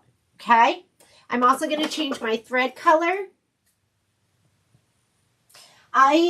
The best example I can tell you is I have a customer and she is, I don't know if she's a first grade teacher, second grade teacher, something like that. So for Christmas, she makes all her students pillowcases, and then on the, she embroiders their name, and she embroiders like what they're into, like their name and a soccer ball or something like that. Let me switch you back over here. So, I can't remember what project she did. She did a project where she increased her foot height. And then I think this should go right over it. Let's just see. I'm going to stop it again. Wait, did we not switch over? We did switch over. So I'm going to switch it over. So I'm going to be doing where you can do this thing where I hold that down. So it's really slow. Okay. So right here, I'm going to hold it down. We're going to go up and over. I'm going to let it go over here. I'm going to stop it. And then for this, you know what? I'm going to make my foot height go up. One more click. Okay. So I just don't want it to push. Okay, I'm going to let go. Now that we're up and over, and now I'm going to go back to my regular foot height because it's not going over that again. So I'm going to go back over here, and here's my embroidery foot height. I'm going to take it back to default because it's going to work best at default for most situations. And now we can go back and stitch.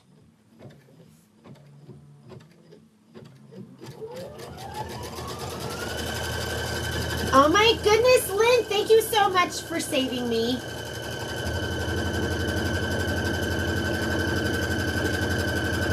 I depend on you guys. If you see me going astray, make sure you say something. There we go. And then it didn't push these. So put your foot height up, put it back to default when you're done. Oh, I didn't finish telling you the story. So she had done something where she put her foot height up when she went to embroider on those pillowcases, which were really thin. Her thread kept breaking. So when she came in, because she was having issues, as soon as I saw her foot height, because let's say I put the foot height up. I'm going to do it again. Da-da-da-da. I'm going to put... Oh, that doesn't look high. Anyways, as soon as she came in, and I put the foot down, I was like, oh, your foot is too high. And we put it back to default, and then it was perfect. Perfect. That was the only issue. So I'm going to go ahead and take this out. We are going to get ready to do the finish work. So heat up your iron, grab your last 3 pieces of thermal on. You need a ruler, your iron, you need some, you need your steam-a-seam light. Here we go. Let me turn up my iron. I've got my cutting mat. What am I looking for over here? Okay, I want this. We're almost done. It's a mess over here. Sorry. I want it to be beautiful for you, but it's not. It's okay. Okay, I'm going to pop this out.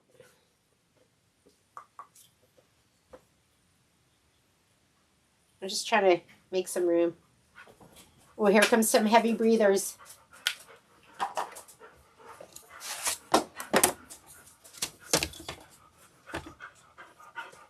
Hi, Pops.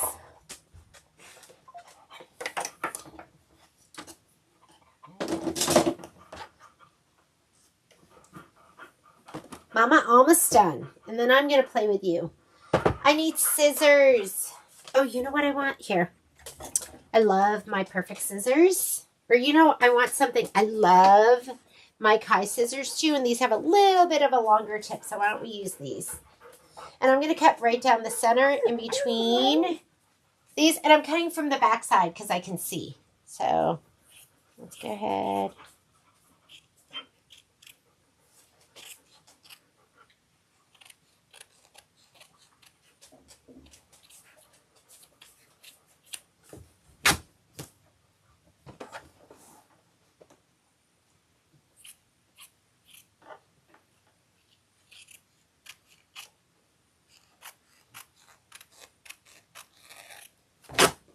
I love ripping. Something so satisfying about that, isn't it? I'll just cut these. And I'm going to cut these down with my ruler and a rotary cutter.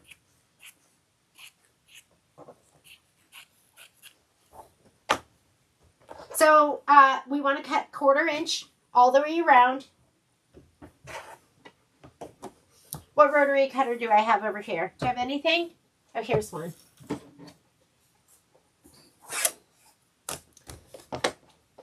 I wonder if you guys can see. You can see okay, right? So I'm going to cut 1/4 inch all the way around. I'm on the side where I can see the stitches. The last stitch out, so stitch out 12.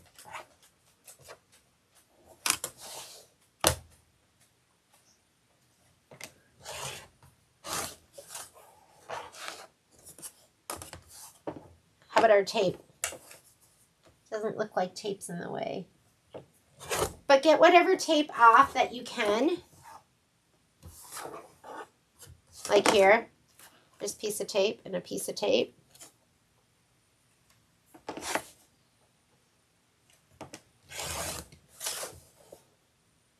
Okay. And then I like to come in and cut at an angle with these. And I usually do 2 cuts. It makes me feel fancy. Cut 1, cut 2.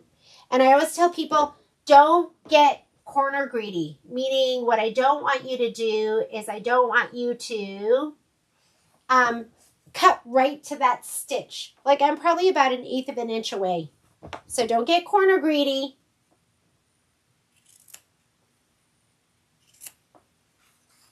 I did go right through a corner. So last time I had to pull it apart and then open it up again because I forgot to put my last layer of thermolam on, which we're not going to forget this time. And then I was frustrated and then I went right through the corner. Oh, you know what? I should have, well, we'll put that down later.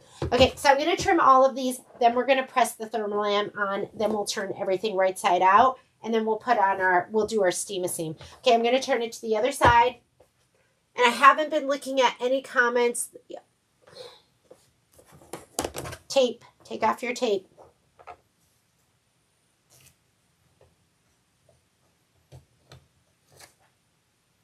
Tape. Tape. You know what I need over here? My bouncy bin. So this is from OESD. I love this. So trim it up. Isn't this a great way to spend a Monday? Stitching with our friends.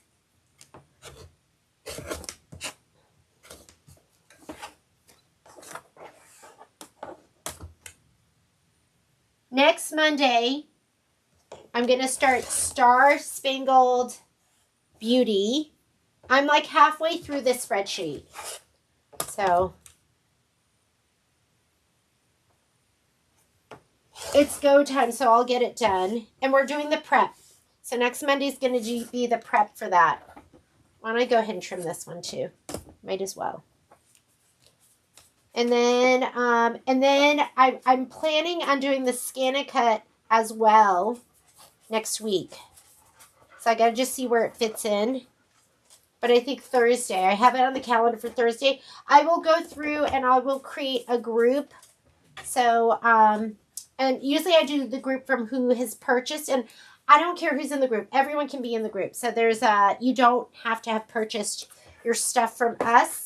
But I usually will go through whoever purchased the design from us, and I'll tag you. And so I will send you a invitation. But it's just going to be a live sew along like it is right now. So you don't even need an invitation. Just show up. But if you want like the spreadsheet and all of that stuff,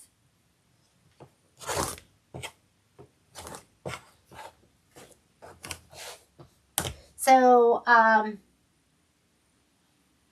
but if you purchase stuff, don't worry about emailing me to be added to the group. I will do that. Okay. Don't get corner greedy.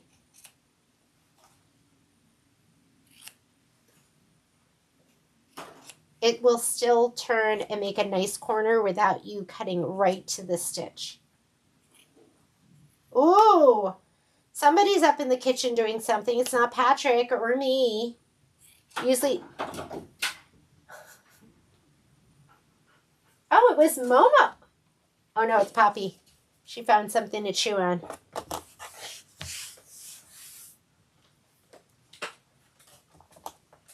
She helped herself. I don't know where she got that.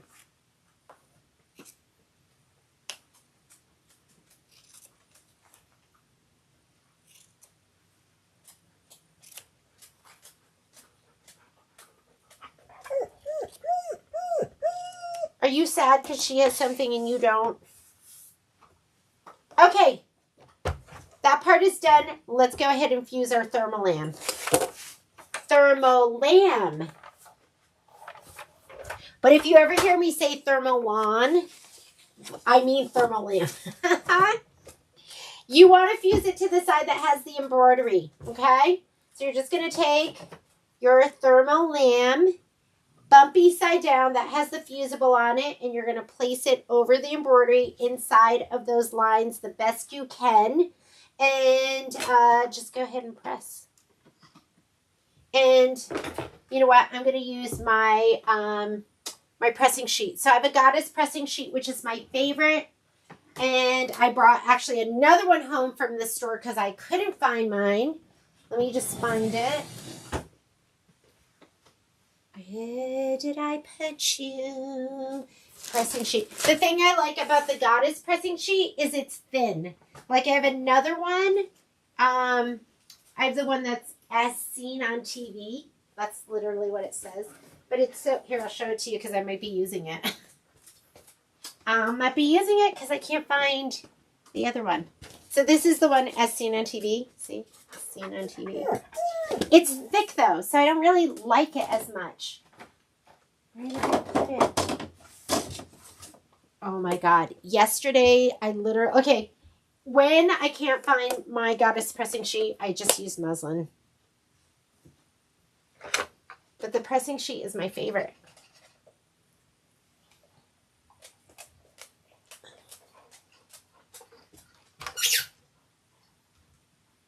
I'm still looking. My head is on a swivel right now, and as I'm pressing, I'm looking around the room. are you? If you watch my video, I got really impatient and I wasn't even fused down. I was like, I just couldn't take it because I was like so frustrated. I think I said it. I even said it. I was like, I'm on a roll. And then I wasn't on a roll. So we want to press that down. Perfect. I'm going to do it to the next one. We'll do it this way so you can see. I'm going to put this down here. But put something on it because it doesn't stick to your iron, but it could.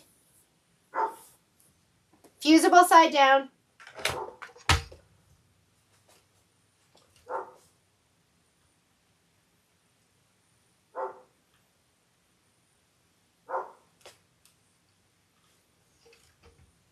Get your cut. How's the cutting been, Rebecca? Are you cutting for, are you talking about Star Spangled?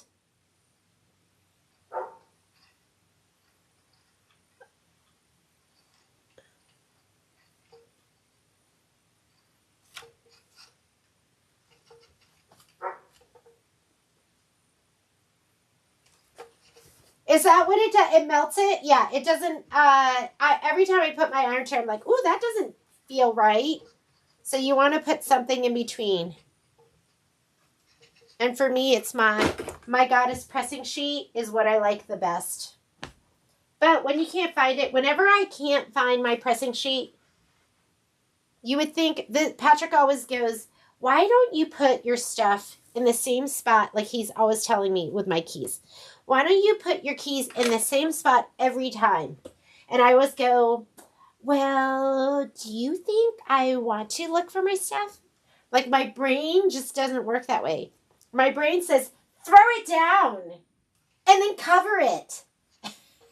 And then spend half an hour looking for it. That's what my brain tells me to do. I go, I want to not have to look for stuff. I want my brain to be organized and say, here's your spot. And this is where you put it every time when you come in the house. That's part of your routine. But yeah, that doesn't work.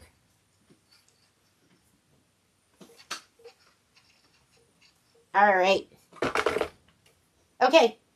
Now that we've done that, we're going to turn one side. We're going to steam a seam, and then we'll turn the other. You don't want to turn both because then you can't get to the corners of the first side that you turned.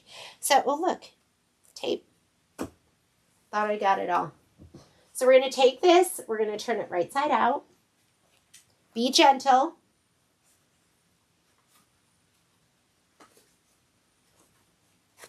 Get your point turner. I have two, and I love them equally.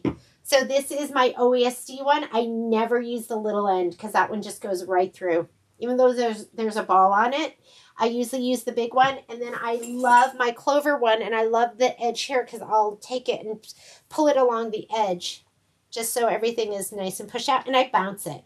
Little bounce right here and a little bounce right here. Not too aggressively. And then I'll take the edge of this and I'll just kind of pull it along. And we're going to press it too. Okay, before I turn the other side, I'm going to take a little strip of steam a seam light. I tend to, they make it in a 1/4 inch and they make it in a 1/2 inch. I tend to use the 1/4 inch more. It comes with 2 rolls. I'm just going to pull it out. My smaller one. There's a paper side. And I'm just going to lay it down here. You want to lay it close to the folded edge because it can gape if you're like, especially if you have like a big edge. So close to the folded edge. I'm just going to rip it. And I'm going to take this in. And I want it to get, can you not see? You have the worst angle ever right now. And you know you've pressed it down enough because the paper will come away and the adhesive will stay there. So it's a little bit glossy. You probably can't see that, but it is. If you don't press it down enough, some of that steam seam will still be on the paper. Now we can take it and roll this side, right side out. Push out your corners.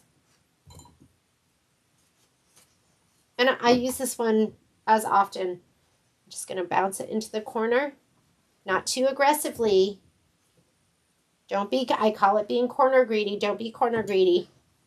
We're going to take this, make sure this is flat, kind of pull this down, stretch this up, make sure everything looks good, and then we're going to press this. That is your final step with this, and then you can press it all the way around too. That should be a permanent closure. Although, if you watch the video, I was like, oh my God. I looked and I was like, my thermalam was just sitting there. I was like, oh my God, I forgot to do that. And I was like, can you open it? I took it, I ripped it open. I turned it right side out. I ironed it on. I was super frustrated. I went right through the corner, pushing through. But, oh, is that so cute? Now we're going to do the other ones. Same thing. First step, turn it right side out. Be gentle, especially right here. You don't want that to kind of rip. Poke out your corners. Every time you turn, you poke out your corners. So we're going to poke out our corners here. If you turn it this other one, it's going to be hard to get around to these. So you're going to poke out your corner. Make sure you pull your little tabby tabs up. Poke out this corner. Just bounce it. Be gentle. Don't be corner greedy. And you can take your edge and just kind of drag it along the edges to make sure those stay out. If you want, you could take this one, pull it back down a little bit, and press it. Press it right now. Okay. Now this one, before we turn it, we're going to take our steam a seam. I've not been looking at comments. Did I forget anything? Official off work. Love. I need the strip. Yeah, you need the strips. And like I said, they make a 1/4 inch. We sell the 1/4 inch and we sell the 1/2 inch. Just going to lay it down and grip it. It sticks a little bit. And then if you want to protect what's under there, go ahead and just put your goddess pressing sheet when you find it. I know mine because it has a rotary cut down it. Yes. There we go. Okay, we're going to turn this one. Support it right here because you don't want that to rip and tear. Bounce the corners. You don't have to bounce the corners. That's just what I do. Because look, I can just push the corners. You don't need to bounce. Why am I bouncing? Okay, I'm going to pull this down a little bit. That's why, see, I don't know if you can see this and it won't, but my stitch is right there. So you want to pick a color that blends with your main fabric in case that stitch is not encased. So that's why I did I think I did buttercup on the first one. I'm going to push these edges out.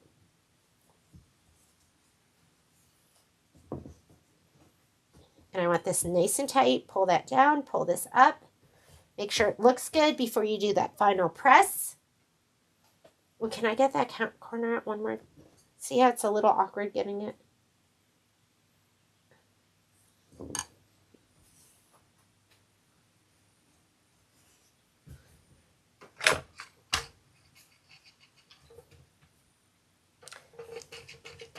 Should be a permanent bond here.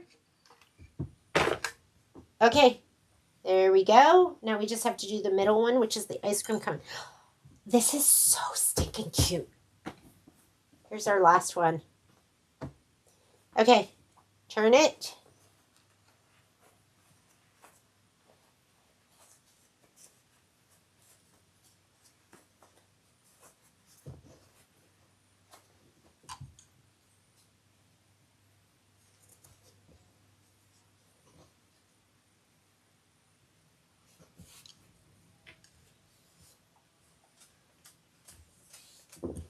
I'm going to just pull this down a little bit. I'm going to press it. 5 more minutes, Momo. 5 more minutes. And then Mommy's going to play with you. Okay, steam a seam.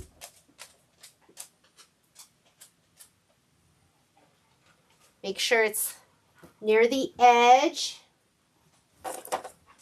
Cover that to protect your embroidery in case there's like glitter or something.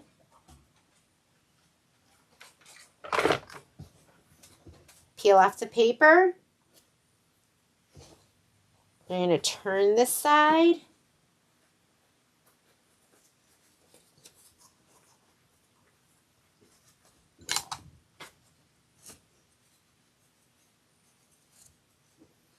And I'm going to gently push out those corners. Burnish. I'm going to pull this down, pull this up, make sure everything is nice and tight and nothing is loose and sloppy. We don't like loose and sloppy. And we're going to press that down. You can press all the sides if you want. I don't even have a little tri-stand here to put it in to show you. And that should be a permanent, permanent bond. But if you needed to, you could rip it open. And you know I know because I did it. And that extra piece of Thermalon gives it more support because when you put it in the tri-stand, if it's not on the wall, they're kind of a little wonky. How do I know? Because I've done them with and without because I don't read the instructions. Life is short, make it sweet. And we are done. Is that so cute?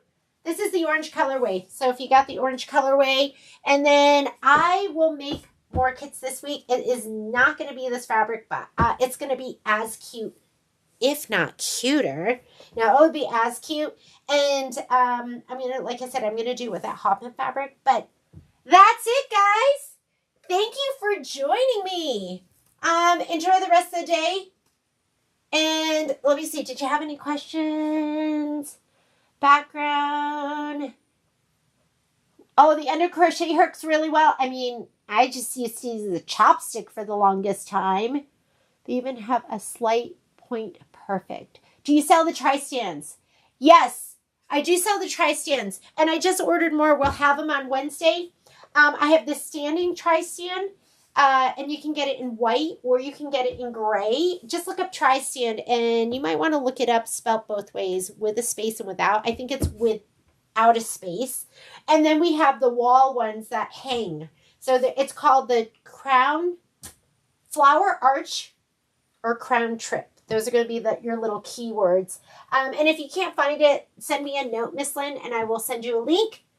That's it. Enjoy the rest of the day. I will see you at the store tomorrow. Bye, guys. I don't know how to get out of here. Let's see. Live and